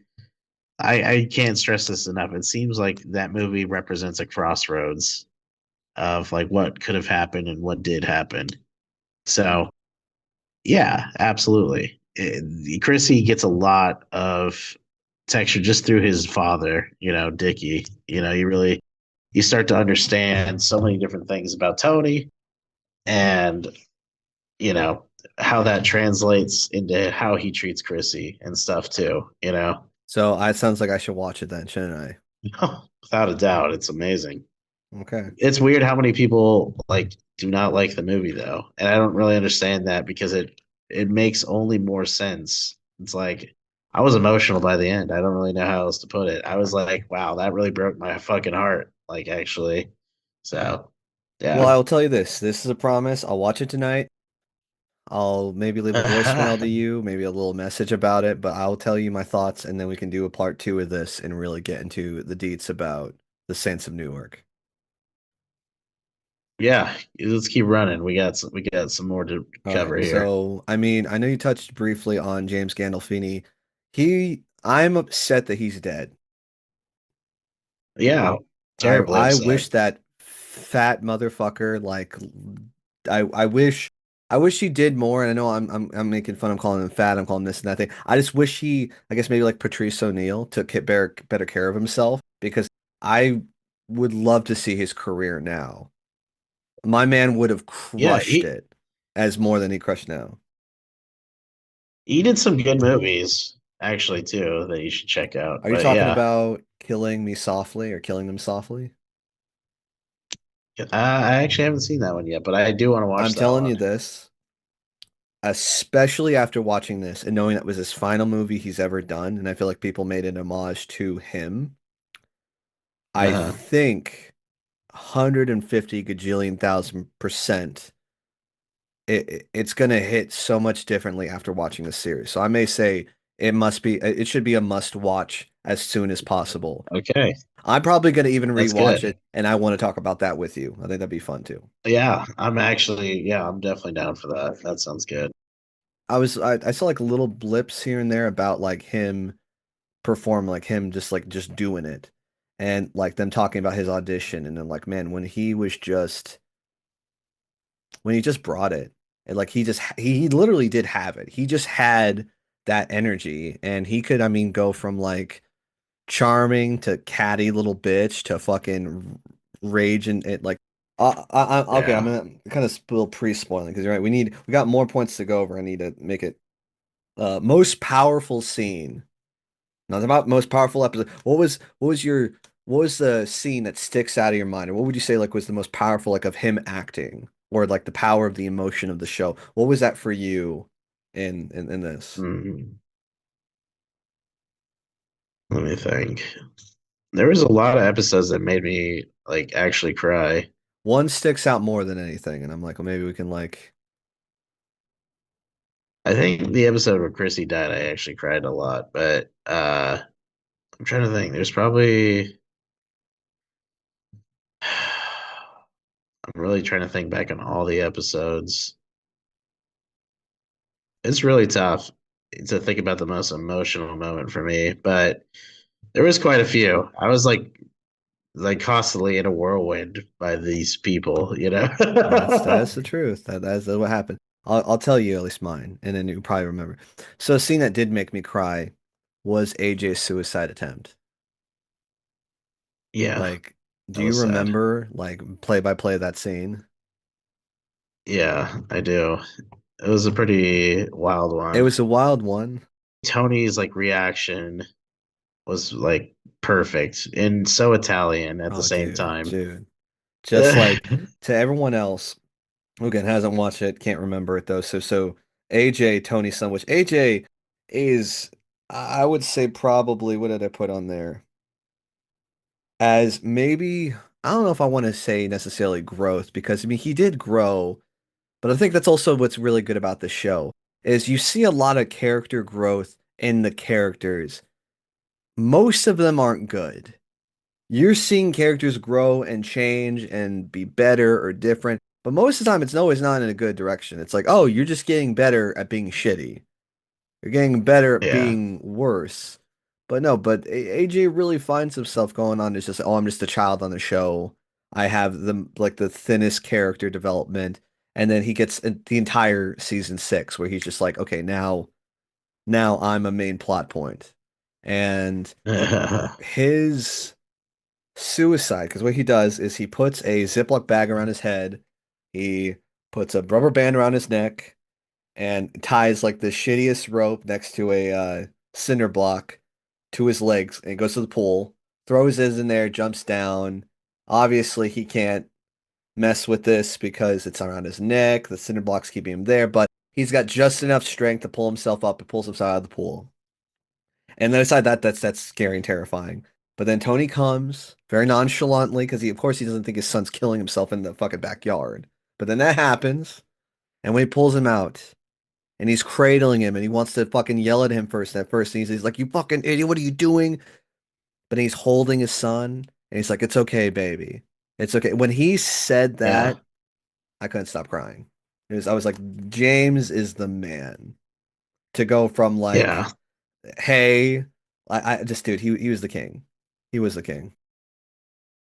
Actually, yeah. And another good one is the one where he kills Ralphie, actually, Yeah, because that was so emotional. absolutely. That was like I have no emotions for Ralph that would ever indicate that I give a fuck about his death that much. But like Tony getting put in that place and that scene in the kitchen and just like the lighting in the kitchen, so dark and gloomy and fucked, and he's covered in blood, and it's just like wow, Tony, And ant spray and poison and cook it. right? Like, dude, that whole scene was just crazy. Just again for the fights, and Crazy. it was entertaining. I loved it. I was like, this shit's nutty, dude. Yeah. There's a lot of really good scenes kind of like that too throughout the show that are just like they're like those moments you just cannot believe you're Yeah, watching. And that's what I consistently can say about the show. So many moments where you're just shocked at what they exactly. chose to do. But you know what actually what one of my favorite episodes is? I totally forgot to bring this up the other Right. day, but remember the guy on the kayaks who like inherited like his father's Yeah, and business? then Paulie. That scene where Paulie walks out there and they play that song Little Jimmy. That's such a good scene. Just like the whole vibe of that scene is Are so you talking about good. specifically Like where Paulie is kind of going back and forth with Tony, but ends up like kind of blackmailing that kid, and he's just like, "You're gonna fucking give me this much money." yeah, when he actually goes down to the river where the kid's Mhm. at and he threatens his life, that whole scene was so sick. Like the way they did the music, I love that song by the way. Like I liked it. I've That's liked it for so a long funny, time. man. That's so funny. It's like, dude, this is nuts. But that scene, and then Polly walking out, just like fresh as fuck in his fit, you know, doing the whole pinky index finger thing, getting pissed as fuck, threatening a life. That's what I loved about that show too. Is like they could give you a whole atmosphere. They knew how to pick the right music. They knew how to It give you is good funny camera you brought shots. that up though, and I totally agree. It is there was this kind of I don't want to necessarily like say like mistake though, but there was like this they were able to very much like I mean you said basically brilliantly yourself like they were able to really bring the scene of like okay this is happening this is the case this is what's going on so 100% right Yeah, 100% correct. Some fucking scenes love it. I was not like not I didn't hate but bothered bothered is a weird word too but like I wish I don't want to put this. I wish there were some parts of the show that I did have a problem where I felt like we never got I guess what's the word? We just never got any closure. I feel like sometimes there were plot points of the episode where we never come back to it. Can you think of any Yeah, off the top of your head? You're like, yeah, we definitely did this one, or I can't remember, but I remember the feeling of that happening. But and now in retrospect, and then after kind of what we've talked about so far, I mean, it kind of goes back into exactly what I said from the very beginning: is it's all selfish Tony yeah, vision. Like you think back on that so often after you get that in your mind, is like we don't get to see the end because we are Tony's yeah, vision, and like you think about all the things you don't get to see the conclusion to, and sometimes, the scenes where Tony's not even there, but you're seeing other things happening. I like to imagine that's just how Tony's thinking things are happening. mm, You know what I'm interesting, saying? yeah, okay, Like they're really trying to, like in my mind when I watch the show, I'm really immersing now into like, oh, maybe I was Tony the whole time in some ways, like, and the conflicts I feel, I think are supposed to feel parallel to whatever conflict he's feeling yeah. at the same time because he's a man with just so much anxiety and he like literally to the point of like passing out and like becoming a health problem. I mean, dude, there's definitely moments where I was like, God damn, like if I was under that pressure, I would literally be Oh, losing my absolutely, mind. and just with that often, that frequency, abs 150%, dude. Yeah. I was stressing. I had to go to the fridge for some gabagool myself. I mean, Well, that's a gabagool exam. Oh my God, dude, it's fucking gabagool, man. yeah, I've actually been clean off the gabagoo for like since Jesse's been pregnant, since she can't eat Gosh, I gabagoo. mean, hey, the good on you though. That's just commitment, commitment. Less nitrates. Yeah, Less we're good. nitrates, less shit. Absolutely though. So good on you. Good on you for good and on you. Yeah, but little hunk of marinated mozzarella with some Oof. fucking oh my god, some prosciutto, and just wrap it around it. I'm yum yum yum yum yum. Oh my god, Maron, maron. exactly. You know, Maron, exactly. Fucking A, dude. fucking a. Fucking A. But yeah. So what's next? Give me some more. What else do you got? I know Favorite you had some episode. I know I notes. kind of spoiled your favorite episode, but what was your favorite episode? Yeah, well, I told you it was the beach house one or the beach house, the fucking lake house one. It was such a unique Yeah, feeling, because like Tony's got this family, he's just like struggling to love, but then Bobby kind of shines a little bit, and then they get in that big fight, and then you're like worried for Bobby the whole time too. abs 100% though, because again, like Tony's a again catty little bitch, and even like the whole time, like He was egging on Bobby hard. oh yeah, and again, and dude, it's like what you want someone to stand up for your sister, like isn't that the whole point? Yeah, well, Janice is hard to give a fuck about. Yeah, yeah, there's no way around it. Like honestly, Janice sucks tremendously. Like there's you're 100% right about that. There's just no two ways about like Janice just sucks. Janice is literally the epitome of any person that wants to be like fake woke, like that wants to just like ride these like new age bullshit like religions and stuff, Mm, dude, But they're just like, oh, I'm so spiritual, but then she's like literally the biggest cunt you've ever met in your life. the most cunty cunt who ever did cunted. Yeah, that's not You bitch lack so many morals, so many fucking morals, like you're so trash, dude.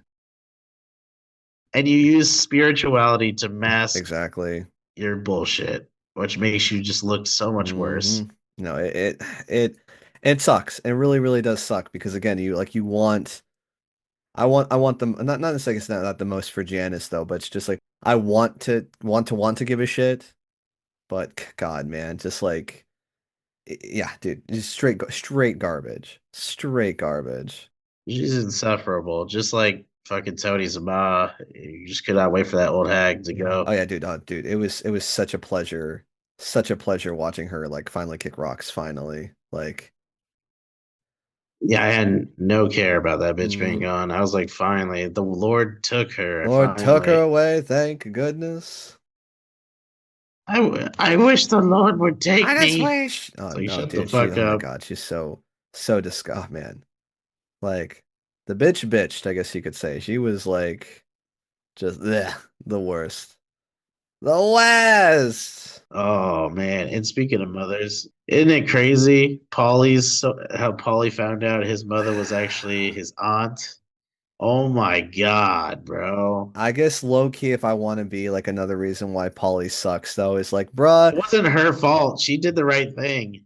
She did the exactly. right She did the thing. right thing, and he did come back, and eventually, but it's like, man, I really hope like in that time when he reconnected with his mom, that he like really made her feel great. Because it's like that lady didn't owe you shit, and she took care of you, like took so much care of Yeah, you, dude. Like, I know. I know. He was all butthurt about the lie, but it's like, bro, sometimes, your family is, you don't get to choose, you know. no, exactly. Yeah. Sometimes And sometimes it's for the best, that's not my plan. It's not my way, it's Yahweh, you dig? I like it's not my way, it's Yahweh. I'm gonna take that. I'm gonna take that. No, I feel like my favorite episode, if I could go back to that, was Pine Barrens. We talked about this. You remember Pine Barrens? Refresh me because I don't remember the names very well, but I remember the move. That was Chrissy and Paula get lost in the woods episode. Oh yeah, yeah, yeah, yeah. Flawless. Okay. Fantastic. That's a So great good. one. Like it just it hit, my guy. It hit Yeah. flawlessly. And I'm so that was such a treat to watch because like I think we talk about like episodes where like it almost feels like it doesn't belong. Like there was this kind of level of like I don't want to say silliness to it though, but it did feel kind of silly. We're like, wow, like we're just like again, they're just Yeah. they're just they're just Absolutely. dicking around this being silly, but I mean, but then they are I mean, we're straight talking about like they get to, I'm actually bringing up my notes right now. Like for I guess the uneducated can't remember. It's where Paulie and Chrissy are collecting money from a Russian, and of course Paulie's punk ass gets hella mad, gets because someone makes an off comment, decides to practically kill this dude. Dude doesn't die technically, and then they're chasing him in the fucking woods. I Dude, know. What a classic. flawless, dude. It's so good. That was like one of the first moments I realized I did not like Paulie. Oh, dude. Because like he like so quickly will just like flip on people.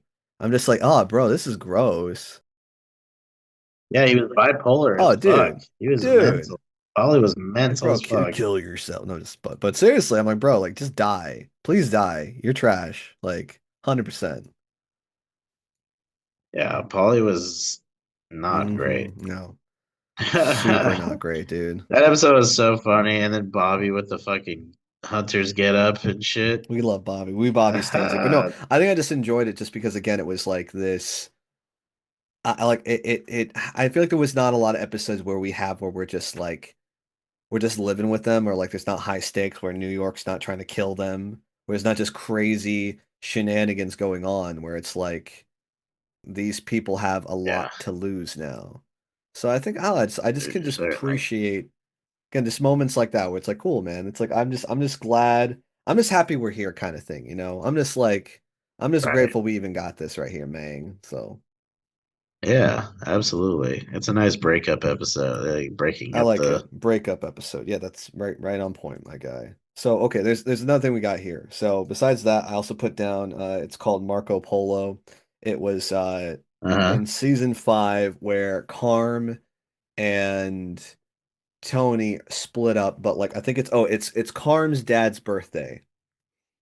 And they have that Uh-huh. That's a good big episode. party and it just And he's being a big old ham, and everyone's liking him and trying to piss off Karm, basically. Yeah, that's a it's just classic. it's so good, man, because it's just And then they bang at the end of the night. and then they bang at the end of the night, and then Woo! they bang, and then they bang. Karm. It's just no, that's exactly what happened. That's literally That's it. and it was excellent. It was wonderful. I, I love Karm. Can you Hell sound yeah. any less creepy, my guy? Just be like, I love Carm. I, I Fuck, love she's so Karm. hot. No shame. Yeah, No no shame. shame. She was queen. Okay, so let me go back to the list. The characters I have opinions on. I like that she finally broke away too, by the way. That's kind of what I like about her, is that she like realized that she had to stand up for herself. Oh yeah, but dude, there's a but for her, man. She is not Queen She's not Bee. a great character. She's not me. She's not a good person. Not even just That's for that. Not even sure. just not being a good person. It's just that, well, first off, okay, for all the stuff you said, Tony did deserve her. Like she put up with so much of his bullshit, but then also like really made, like, again, I'll keep saying it, made her house a home. Like very much like it, Yeah. if it wasn't for Carm, you wouldn't have this. Like plain and simple. Like there's no way around it. If it wasn't for Carm, you wouldn't have had it as nice, as good, as pleasant though. So like I wish he showed more, what's the word? Like, I guess appreciation. Yeah, I guess it would just be appreciation. I wish he showed Yeah. more like care for Karm. I really wish we had more of those. But forget about it. What are you gonna do? Blah blah blah, whatever. Yeah. But I feel like in a way, just like Dr. Melfi, I feel like Karm kind of enabled Tony. Yeah. She had a lifestyle she I feel needed. like Tony wouldn't have been as nearly as bad if she, or if she actually like got, if she left. Like, good for her for leaving at the time she Right. did, but did she really leave when she technically all just like stayed at the house that Tony has that like Oh, and she missed out on Furio. Furio? Which dude, I think if Fior. he died, I would have been pretty broke about because he was, at first he was a piece of shit because I think like I saw him like I remember he punched the shit out of that one. I think she was like a Filipino woman at the Yeah. massage parlor. But no, I like This was Furio's crazy. character. Not too Furious, nuts. I appreciate Furio because he, I think, again, like he is kind of like an audience plant.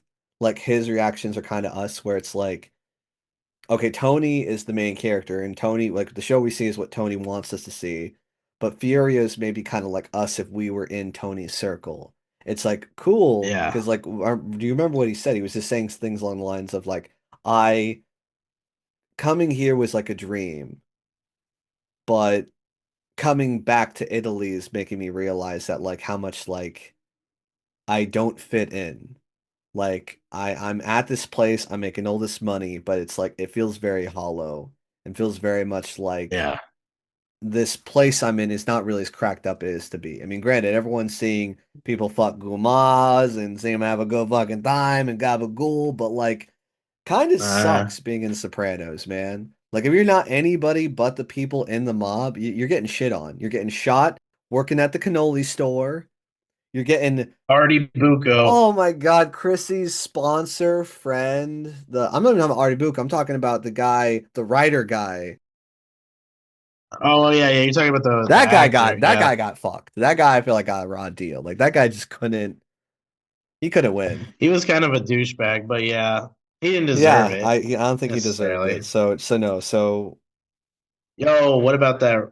Remember that redhead broad who totally played Chrissy? oh, the Jewish chick. Okay, so Woo! I guess I could Mhm. segue into like hottest babes of the Pranos. So you said Carm, which I think the idea of Carm is sexy. I think she's a great mother. I think she's a great cook. Come on, we talked about it last episode. The fur, where she came out in the fur. Okay, okay. Because I just remember that, and then I remember I think it was a time where they had some big reconciliation, Yeah, and she's like we're fucking tonight, hell and yeah. like no, for me, dude, like I'm upset because no one ever talks about these soprano babes. Like obviously Adriana, she's a babe. Are you talking about one of the crazy ones? Not her, but she was a babe. Oh, you're talking about the Russian Svetlana, one-legged broad. That was crazy, dude. She was cool. She was rad. I appreciate her. I appreciate she had the strength to tell Tony to fuck off. She's Yeah, like, "Hey, this was fun, but he respected her too. hell yeah, dude." Because she had only one leg, dude. Just one fucking leg. Two of the most hottest babes that I was like, bruh, like these are no one's talking about it is Charmaine Bucco. Yeah. That's fair. Absolutely. I love Charmin. Babe, major babe. I don't know. I wish we got to see more of her. I want to see her in the first, dude. I thought she was a hottie. And Tony thought so too, man. Tony definitely thought so. Multiple times. And he showed us. Multiple. He's like, let me When tell you why Art she's hot. Oh, and I remember the dream sequence when Yeah. Artie's like getting cocked essentially, and he's like telling it's like, oh yeah, like hey Charmaine, is it? I told you it'd be good. Like I told you. Like, Yeah. so gross, dude. Wild. So gross. But no one ever talks about this chick because she was only in literally one episode, and she was never in an episode again. Okay. Her name was Isabella, and she's in season one. Isabella. Trying to remember. What was her significance in that episode? She was the dream woman that Tony made up. Oh yeah. The neighbor. The dream neighbor, the neighbor, yeah. Yeah. That's true. Dude, she was but you don't have you can't look up anything, can you? I can. Let me see. I got two phones. So you do got two phones, you Just like cocksucker. Kevin I Gates, knew I it. got I two knew it. phones. There you go. One for the one for the Plug and one for is it loan or load or yeah, the load. One for the drug. Oh damn. Yeah, I remember her. dude, she's a babe. It's a babe, dude. 100% babe. Then we got some Meadow, Jamie Lynn Sigler in her later years. I'm glad you clarified because it's like, yeah, like you're oh, damn. Okay. Damn, what a babe. Okay. Or I mean, Meadow will hey, Yeah, she's like getting up there in age actually, but she still looks like that, literally. first off, respect. Meadow is a beautiful woman, peer. Like just she was a I admired her. Like she in a sense also used Tony and also kind of like I don't know what else she could have done. I like the moments when she was waking up and realizing, oh shit, like maybe this is like I think it was like the end of season four where she's like talking shit at the Richie Jr. No, not Richie. It was Johnny You're Jr. talking about oh my god. The guy that got shot by just like a dog. He's the father. The son. My father. Yeah. Yeah. My father exactly. Like on behalf of my On father, behalf of my that fucking father, the piece of respect shit. for my father. Respect for my father. Fuck that guy. That guy sucked. Uh I appreciate her waking up to that, but no, but Meadow overall, man. I mean, she did the best she could. The Jackie Jr., that's most it. Jackie Jr. That fuck that kid. But no, Yeah. Meta was gorgeous. We got to see her grow up. She was a gorgeous woman. Out of respect for her because she was a literal child in the first couple seasons, Literally. she's not on the thing, man. Like her off the show now. Damn. Like actually, how old is she? She's I'm like gonna in her like with respect. 40s, maybe almost 50s. I thought she's in her 40s for sure, I think. Maybe.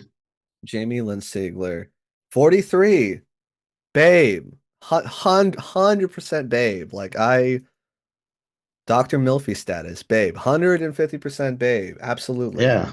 Little side note, did you know that her and the actor that played They have a podcast. Yeah. yeah, I actually think I might start listening It's to pretty it. funny. That might be something I might check out though, just because like I just respect the fact that they were child stars and they still kept it like, oh dude, we're still family. Yeah. We're still brother and sister. Like I love that. And they don't look that different, really. I mean, they look still pretty good for their ages, you know? Absolutely. And then he's 40. So yeah, she's 3 years older. Yeah, dude, that guy's such a Chad, dude. That guy's so cool. Yeah. Good for him. Yo, a little quick side topic. Have you ever heard of the movie Nikki Deuce? Nikki Deuce? It's a No. Nickelodeon show, but you should look at this shit. It's hilarious. It was a movie, actually. It was a Okay. Nickelodeon movie. It's kind of bad acting, but it's got Sopranos characters in it, literally. Oh Like God, Sopranos let me see actors. It's this. hilarious. Let me see this. You linking it? I could, yeah. I mean, it's on Paramount. I just watched it with my daughter the other day. It's pretty funny. Nikki It's so Deuce. cheesy, like a Nickelodeon show, but there's some shit that's mad funny. Oh God. So Oh funny. God, bro. This looks really bad. Oh my God! So they got Johnny Sack, they got Bobby. Who else is in there? Johnny Sack is the bad guy. James Gandolfini was in it. He plays a character Okay. named Bobby Eggs. Fucking Bobby Baklava is in it as well. Steve Shrippa. All of them are in it. Literally, like Michael Imperioli's in it. Oh my God! What the fuck, dude? Chrissy's in it. What the fuck, dude? What the Everybody's heck's in it, going dude. on? I'm telling you, Is okay, is it cheesy as in like is it fun or is it really it's kind of bad? there are some parts that are absolutely hysterical, and it's just because the Sopranos actors are really like it looks like they're really like doing it for the show, right? Okay. And it's They're just having fun. yeah, They're but like there's a having lot of okay. bad acting. It's like a lot of kid acting, you know. Okay, But okay. at the same time, it's still very funny at points, you know. So I would say just for the novelty of it, check Nikki Deuce out, you know, especially if you are missing your Sopranos actors. I will. I will. That is gonna The scene happen. with James get with Bobby Eggs, the scene with James Gandolfini, it's so funny actually. It's very slapstick and hilarious, bro. On behalf of my respect for my father, I'll watch it. I'm gonna put it on there. I'll put it on there. Respect for my father. But so we got Hot Babes. I told you how I felt about Meadow. Carm, absolute babe. Yeah. Really respected and admired her for the shit that she put up with Tony, but with kind of deeper thought made me realize that are we in a way are we just enabling Tony too? Like are we just like Right. nah, we so Carm 50-50. And again, I know this is to everyone kind of keeping track. I have like lists of like notes I want to make about the show overall. Seasons 5 through 6. So probably you you needed the seasons to breathe and find their voice and be like, okay, now it's something now we have our voice and we're moving forward. Right. Feel like there were some parts in this show, especially in the early parts, like season 1 and 2. I mean, one we're gonna even ignore one. Sorry, I even say anything with one, but two, and I had to write the guy down because like it made me think like, did we even Richie Aprile? Uh-huh. I got you the jacket. I got where the fuck was it? Like, it, do we even need him? Yeah, absolutely. He Yeah. was integral for Janice's development.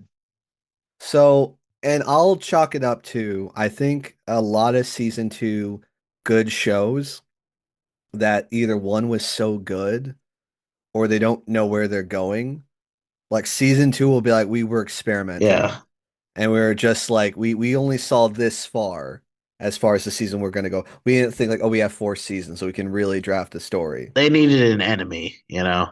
They needed an enemy. Exactly. That whole arc felt like we just needed a bad guy. And of course, and dude, he was a piece of shit. He ran over Beansy. Yeah, well, Beansy was in a chair because of his bitch yeah, ass. fuck that. And also I think it's also important to kind of fall back on one of the things we talked about at the very beginning is that it's he represents also once again the death of tradition. Like he is a traditional guy. He believes a whole with his whole heart in traditions of the mob. Yeah. And Yeah. it was a great moment of exposure for Tony, who's like battling to determine whether or not he also agrees with tradition still, you know? Mm, interesting. And that's a constant theme. It's like Tony's like, is tradition more important or is me getting the win more important? You know? Interesting. That's a Yeah. constant battle Okay. for Tony. And I think that was like one of the first tests too, because he just kind of fallen into the mob boss thing, you know? And here comes Richie Aprile out of jail, fresh out of the pen. Let me I guess and in that mindset, sure. I think you are right, and that would make sense why they're there for that reason. It just I think for me, it's because I'm really trying to think about like why did 5 and 6 hit harder than all the other ones combined? Like, did they need just all those seasons to go for finally to kick off? And we're like, okay, now we're moving. Yeah, you Now know, we have. let's think about Go like the ahead. years. I don't mean to interrupt you, but let's think about the like the years of which those seasons of television existed. You know, because you got when you talk about a show that's this long, you really got to talk about everything that was happening in TV culture and just like everything that was happening in like the industry. There could have been a I don't even remember, but there could have been a writer's strike at one point during that time. I'm pretty sure Okay. there were writer strikes going on during that show. So, they probably at some point there was probably a moment where they took a significant break, even maybe, and realigned and figured out what they wanted to do in like a more, deep way. But yeah, I kind of feel like the first few seasons are really just kind of like you're really trying to get a full fleshed out feeling of who Tony is and who the other guys are. Because like any Italian mobster, you're breaking the mold with the first episode, but you're not learning the secrets. You're not really getting into who they are quite yet.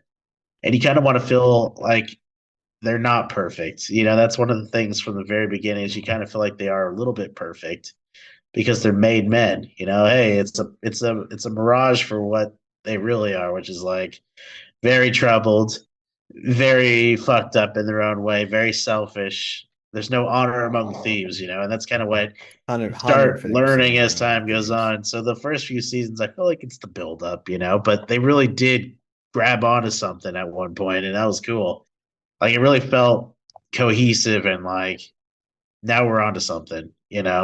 So definitely. Well, and maybe that's what had to happen. It had to get there before we start seeing that kind of stuff because I mean, to go back, just 5 and 6 were like there were we had more depth, I guess I would say.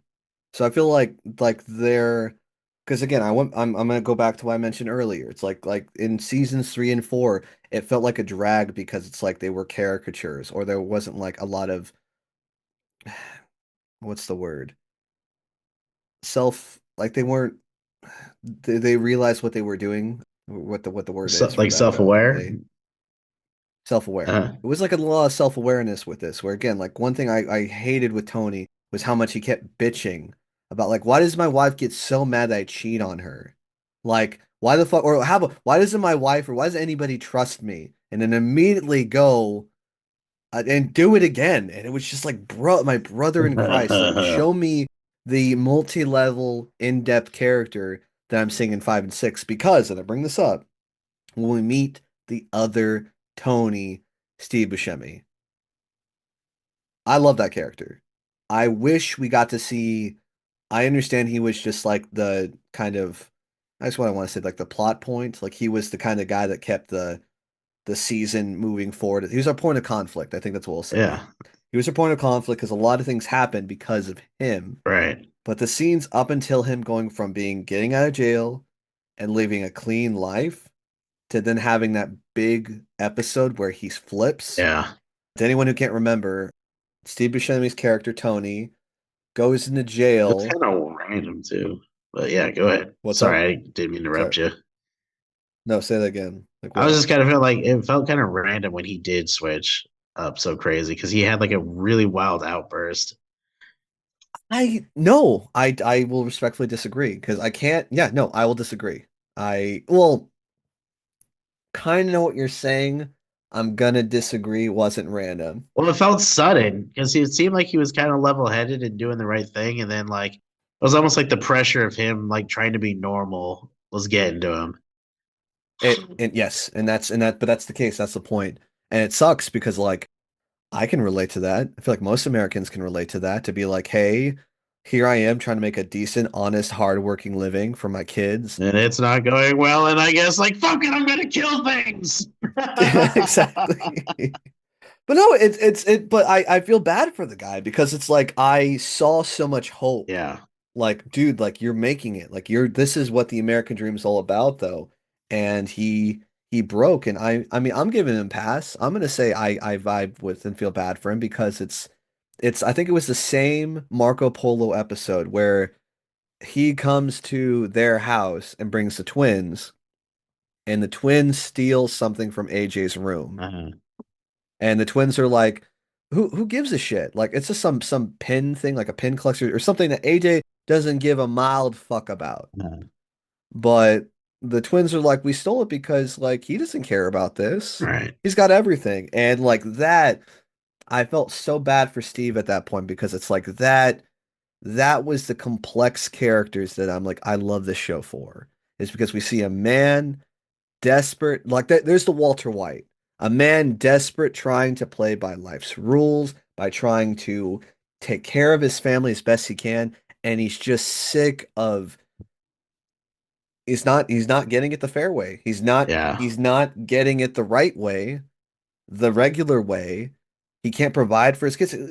What man or even woman or anybody who hasn't experienced like disappointment that they haven't been able to provide their loved ones with the best care? Yeah. Like obviously we want to do the best though, but it's like how annoying that can be in spite of, again, like you have this like I'm barely grasping by, and then you see just the caricature that is Tony Soprano with the perfect house and the perfect kids and the perfect wife. It's like, fuck yeah, dude. Of course I resent you. I hate the fuck out of you Uh, because you got all this and you abuse it and you bitch about it, and somehow you're still always on top. I So know. I don't know, dude. It's just like that scene, that episode, that part made me realize like this is I want more of this. Right. Episode 1 of season 6, that you mentioned the guy who killed himself. I wish we got to see more of him. I wish we got to see more build up before he killed himself Yeah. because I want to see, I guess that's my main complaint I would say I had about the show is I wanted to see more complex like conflict. Uh-huh. Like I want to see more than just, oh, I'm just gonna cheat on my wife because it feels good and it's a good thing to do. I want to see people do these bad things because it's like, hey, I'm trying to get out of it. I'm doing bad things because I'm trying to get out of bad things. Or I'm doing these things because ultimately I want to protect the people from these bad things, but I'm going to make it upon myself to have to do these bad things to protect them. Uh-huh. And I feel like I never got to see that until I would say 5 and 6. So I loved it. It was great. Yeah. But I'll also say I respect and understand where you're coming from, where you needed it to settle and be kind of here before it could have got to here, But you know? yeah, and it kind of goes back to like those sudden moments are actually just like Tony's perspective of how it happens in a lot of ways for me. Like it's like because he just doesn't really think he does anything wrong. And so like when something does go wrong, he just kind of goes, "Oh yeah, it was their fucking fault anyways." You know, that's kind of how I look at it. You know, when you see these sudden moments, you're like, "Why did it go that way?" Well, it's like, well, maybe that's just how we're supposed to view it. You know, it's like it That's makes no fair. fucking sense. He was an idiot, you know. But I think in these characters along the way, like Steve Buscemi, every when they would die and stuff, it was kind of like chipping away at Tony's humanity more, which was like it was all symbolic, you know. And it goes back to the coma episode, even you know, when you see Steve Buscemi outside the house, be like, "You want to come in?" You know, it's like all the people he's killed along the way, you know. But then he gets a second chance at life. It's just like, hey, it's like, hey, here we are. And wasn't that great? When he comes out of the coma, he's like trying really hard to be like really good. And he's just trying to like, And even and even then he couldn't have done a good job because like he even cheated on his imaginary wife in the coma. yeah, This fucking can't escape it, man. But no, but I even that was I know some people complain about it. They're like this was lame or we wish she could have done better with it though. But I no, even I would say I appreciated the coma episode because like you said, we got to see kind of Tony in different levels. uh-huh. So Yeah. yeah, I can appreciate that. Yeah, buddy. I know you're running out of gas. You kind of seem you came in kind of checking out a little Yeah, I'm bit. good. I'm good. Yeah, no, don't worry, man. We are almost No, done. you're good. I'm We got, I think maybe we can talk about Adriana. We kind of talked about Chrissy. You kind of touched it on Chrissy about the whole like uh the what's the word? Just like I hate it. I hated that they were shit talking to sobriety. They shit talked to sobriety, and because they did that, that's what led him to just to fail, to fuck up. yeah. And I hated. He needed I support. hated that they He did that to needed his him. loved Ex ones. exactly, man. He needed his fucking support. He needed his loved And ones. even more so And after he turned his back on Adriana for the safety of the family. Like that level of exactly. loyalty couldn't have been easy. Exactly. And clearly it didn't. As he mentioned, it got him like it haunted him, or it's like it's always stuck with him. And it was this one big contention between him and Tony. We're just like, I did this for you. Yeah. I did this, and you couldn't even like remotely be What chilled would up. be interesting So would be is if they made like a sequel down the road with Chrissy's like baby as a more like grown up. Maybe not even involved in the mob, but maybe just like living with like the traumas of having like a mob family and not realizing it, or like the residuals of what the mob family did to his life. That's actually, I think I'd appreciate that. I think I would appreciate that, but like the only thing is like I guess maybe this would fuck me would fuck me up or fuck up the series or the idea of about it is I would want to see again besides living with the trauma and kind of overcoming that trauma, but I also want to see a timestamp of when that would be. So okay, Chris's daughter, it was like 2007. She was like 2, 3, or no, the baby was just there, so 2007. So she would have became a lady, a woman this year. Uh-huh. I guess I don't want to I don't want to be Trump like affected, but I mean maybe talk about how she dealt with like the outbreak or the Well, obviously, there probably would have been like a lot of like media attention to the family. So maybe like that type of thing. maybe media attention, maybe how like again technology is just like I would want to blast this to like this is what reality is now. It's smartphones and constant surveillance and Yeah. Well, and then maybe uh, like you could, you'd have to find a living actor of The Sopranos to like do one cameo or something, someone who's telling the story, right? Maybe Syl comes out of the coma. Oh, that'd be crazy. Syl comes out of the coma. He's just trying to like basically talk to the remaining families that are involved. I love it. But then again, you couldn't do that because then you would have to answer the fact of whether or not Carmela, Anthony, and Meadow died in that diner or not. You would have to Hmm. answer all those questions. I feel I like this still idea. We'll keep Syl as the intro. I'm thinking we'll keep it semi-vague until maybe like the series finale. We start answering that stuff. Like I think there'll be things in the background. Maybe we'll put Very Soprano subtle Widow. things. Yeah. Obviously, Tony might have something might have happened to him. Maybe he went to jail and he died. Maybe he got shot there at the thing. Maybe. I think what could end up happening is again, that's what as the series progresses, we'll find out what happened to them. Maybe they went into the FBI protection. Yeah. Maybe something happened where again where it had to completely just leave it. But I think would be great. And will tell me if I'm a hack for this. She'll be 18, struggling with social media and kind of like the paparazzi and like her being popular because of the mob mentality. Uh-huh. But maybe make her like character arc is like whether or not the only thing I can think of is what would be relevant. And what relevant would be for her is if would she want to use her infamy for social media? Would she want to Uh, be a quote unquote, I guess, influencer?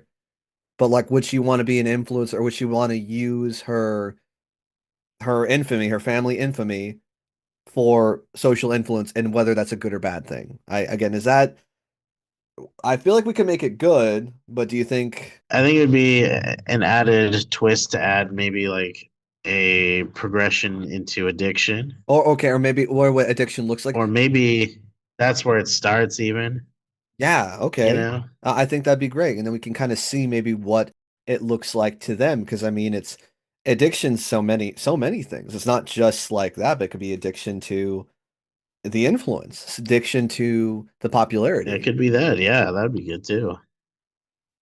Okay.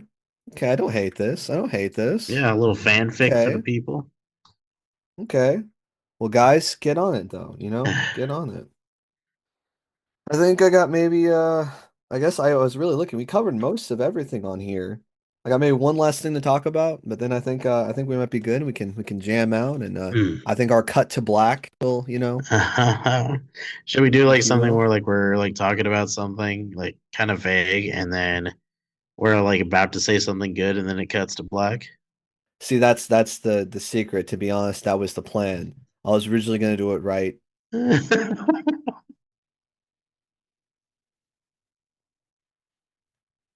here. No, I might do something here. I'm kind of snitching on myself. I think that's going to be what happens at the end. but hopefully enough time will pass where people Do you forget want to about wait it. until? Nice little callback. Do you want to wait till part two? Oh, well, it might happen for both, man. Might happen for fucking both.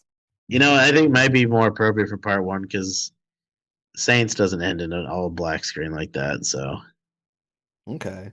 See, you gotta do it once. You gotta start making a point to go back, and then it does.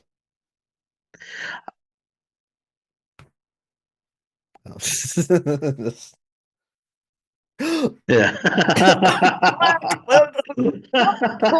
Cut to black. Cut to Ugh. black. Cut to black. Yeah. So what? Wait. So did we hit every point? Most part, we talk about again the complicated relations with the characters. Again, as we discussed, it's like there are so many characters on the Uh show huh. that like are awesome and shitty for multiple reasons, and they are existing. They have fears, they have concerns, they have vices, and I think you touched it wonderfully on your on the head. Like it makes sense, and I Tony's the ringleader. This is Tony's show, and unfortunately, everyone else is expendable or they're just players on his stage. Exactly. So it again, whether he's great, bad, awful, That's wonderful, just the it's just reality. he just simply is. Yeah. He just is. Just is. So Nothing more to it. exactly. You know, But yeah, no, we touched pretty much everything about it's that, which I unfortunate that we are believe. not able to do like a live reaction watch of Saints and Newark together. I know. I mean, we could do. I think there's some way to watch it like. I mean, I could do this. I could say, hey, I could get it set up and ready. And then right as we're about to put on, I message you, and we try to watch it at the exact same time, and then I message you like, "Oh, bro, what the fuck?" Like, yeah. I don't know. I don't know if that's I don't know if that's is that too much or We might be able to pull that off. I don't know. Yeah, maybe you should just watch it. yeah, probably, As much as that probably. would be But no, really we fun for me to do with you, I don't know if I could pull that off in any way.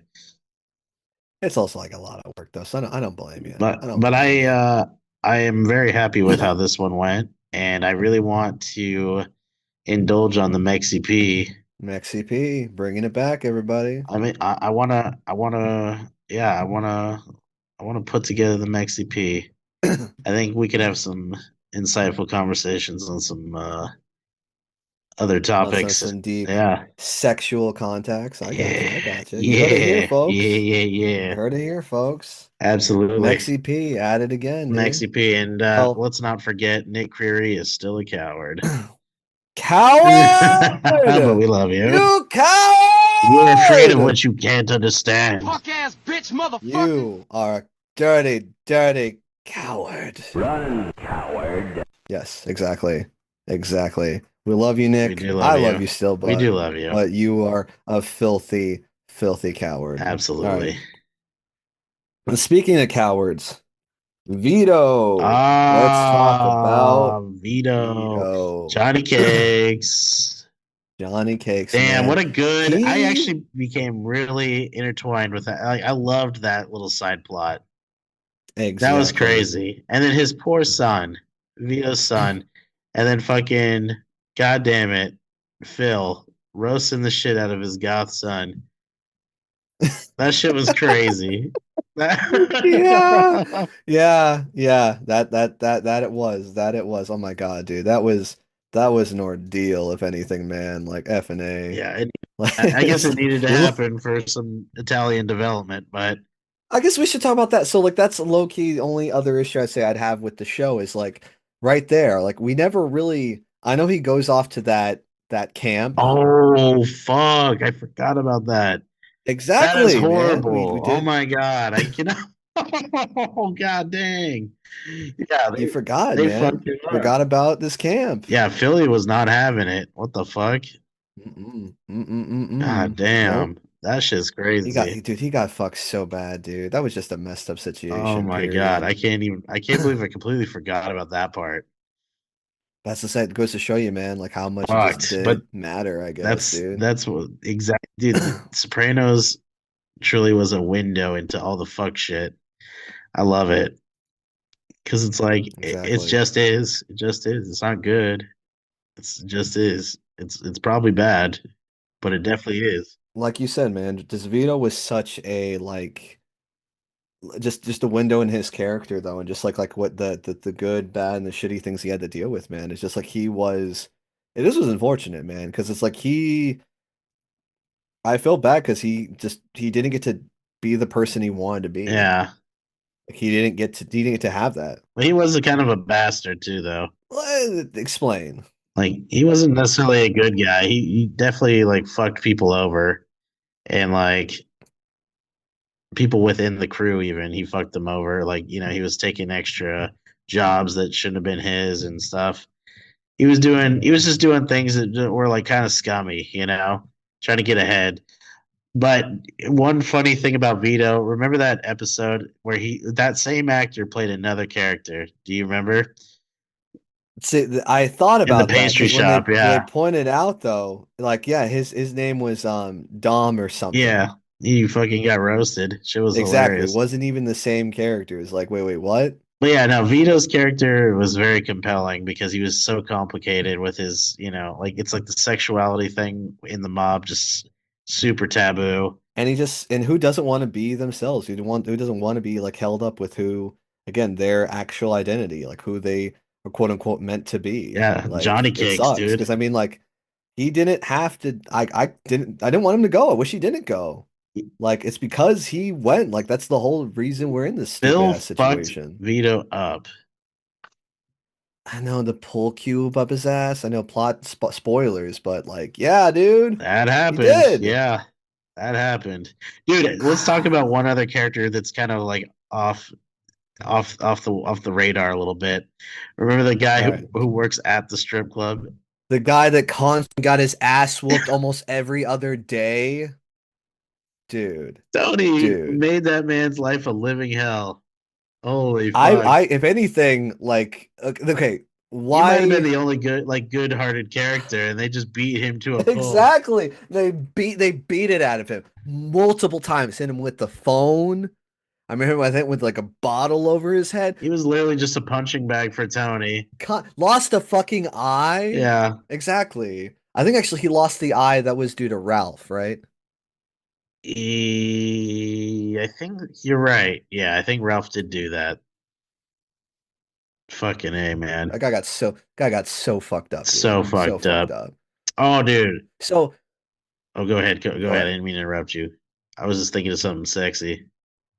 I was just gonna say there's some parts where I feel like things happen and they never touched up on it. What great plot point could have been the guy that caught his ass consistently kicked for multiple seasons? He's the killer at the Maybe make end. him That'd be the crazy. killer, the informant, just something. You had something there. I made this point a while ago, and I forgot to touch back up on it. There's a bunch of scenes or like parts in Sopranos where they just plot points that just never went anywhere. Yeah. Like what was the Jewish Oh guy yeah, dude. I liked that him. what's his name? Fucking oh my god, I can't even think of it now. Hesh. Hesh, that's it. Yeah. His wife dying in season 6. Right. We never found out how she died, and we never come back to it. Never come back to Hesh after that point. Hesh is like Well, yeah, gone because like after that. Tony was all pissed that Hesh was wanting his money back. That he borrowed. Yeah, Right. exactly. What a Tony ass thing to do.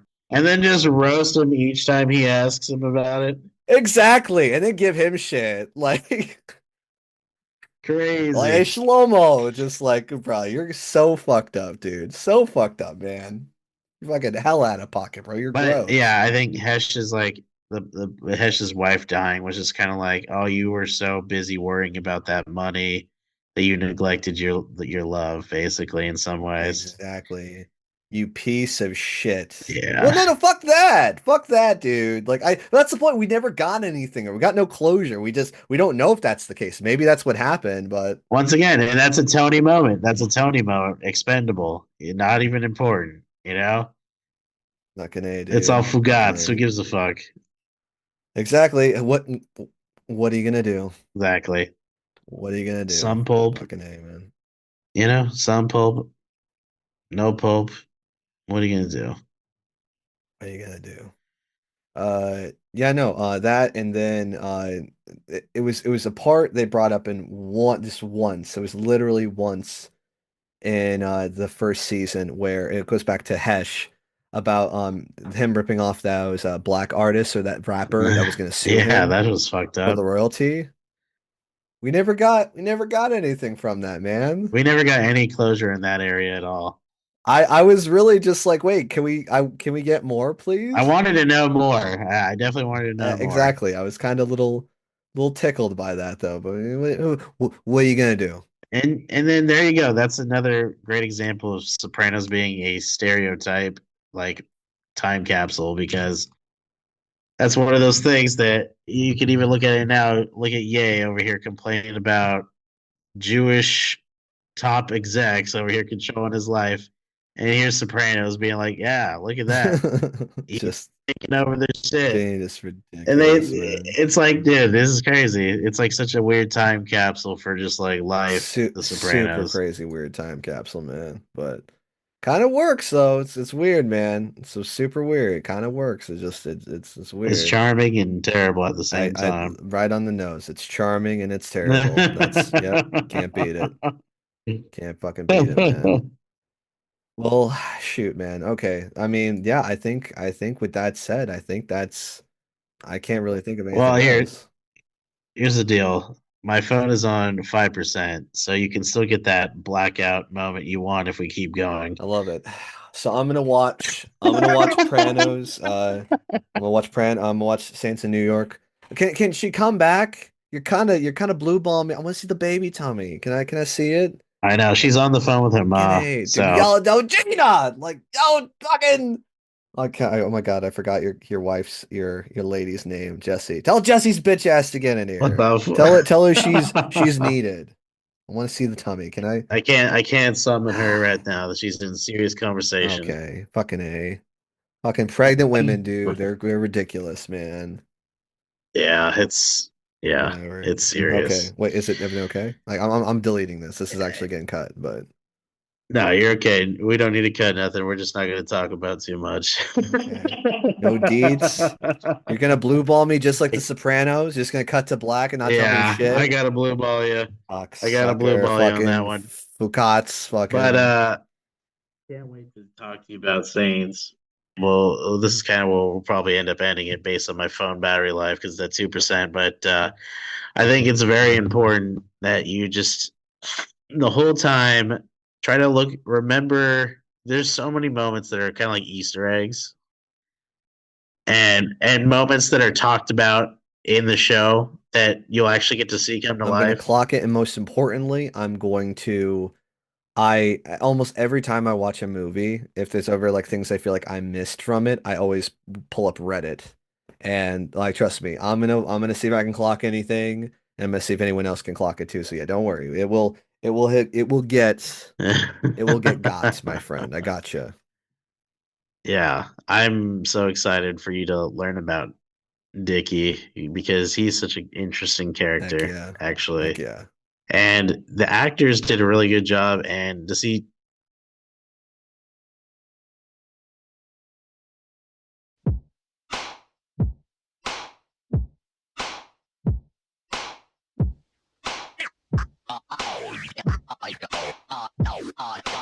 Ordinary people, extraordinary stories. The show is now over. It's time to get go.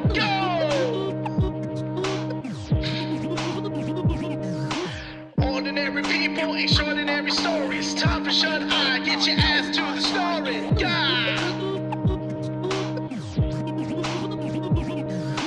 Ordinary people, extraordinary stories. Trisha went to bed, but Truggy's still flowing. Ordinary people, extraordinary stories. The lights are going off, this microphone I'm throwing, you know it.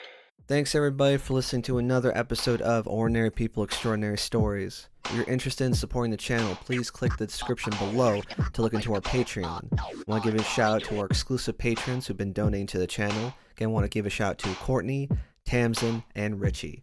Without your help, we wouldn't be able to make these fine episodes, so thank you again. And for anyone else that's listening that believes they or they know somebody who has a very extraordinary story to tell, please feel free to email me at opespodcast@gmail.com. That's OPES, acronym for Ordinary People Extraordinary Stories, OPES, podcast, one word, at gmail.com. I'm looking forward to hearing from you, and again, thanks for listening, guys. Take care.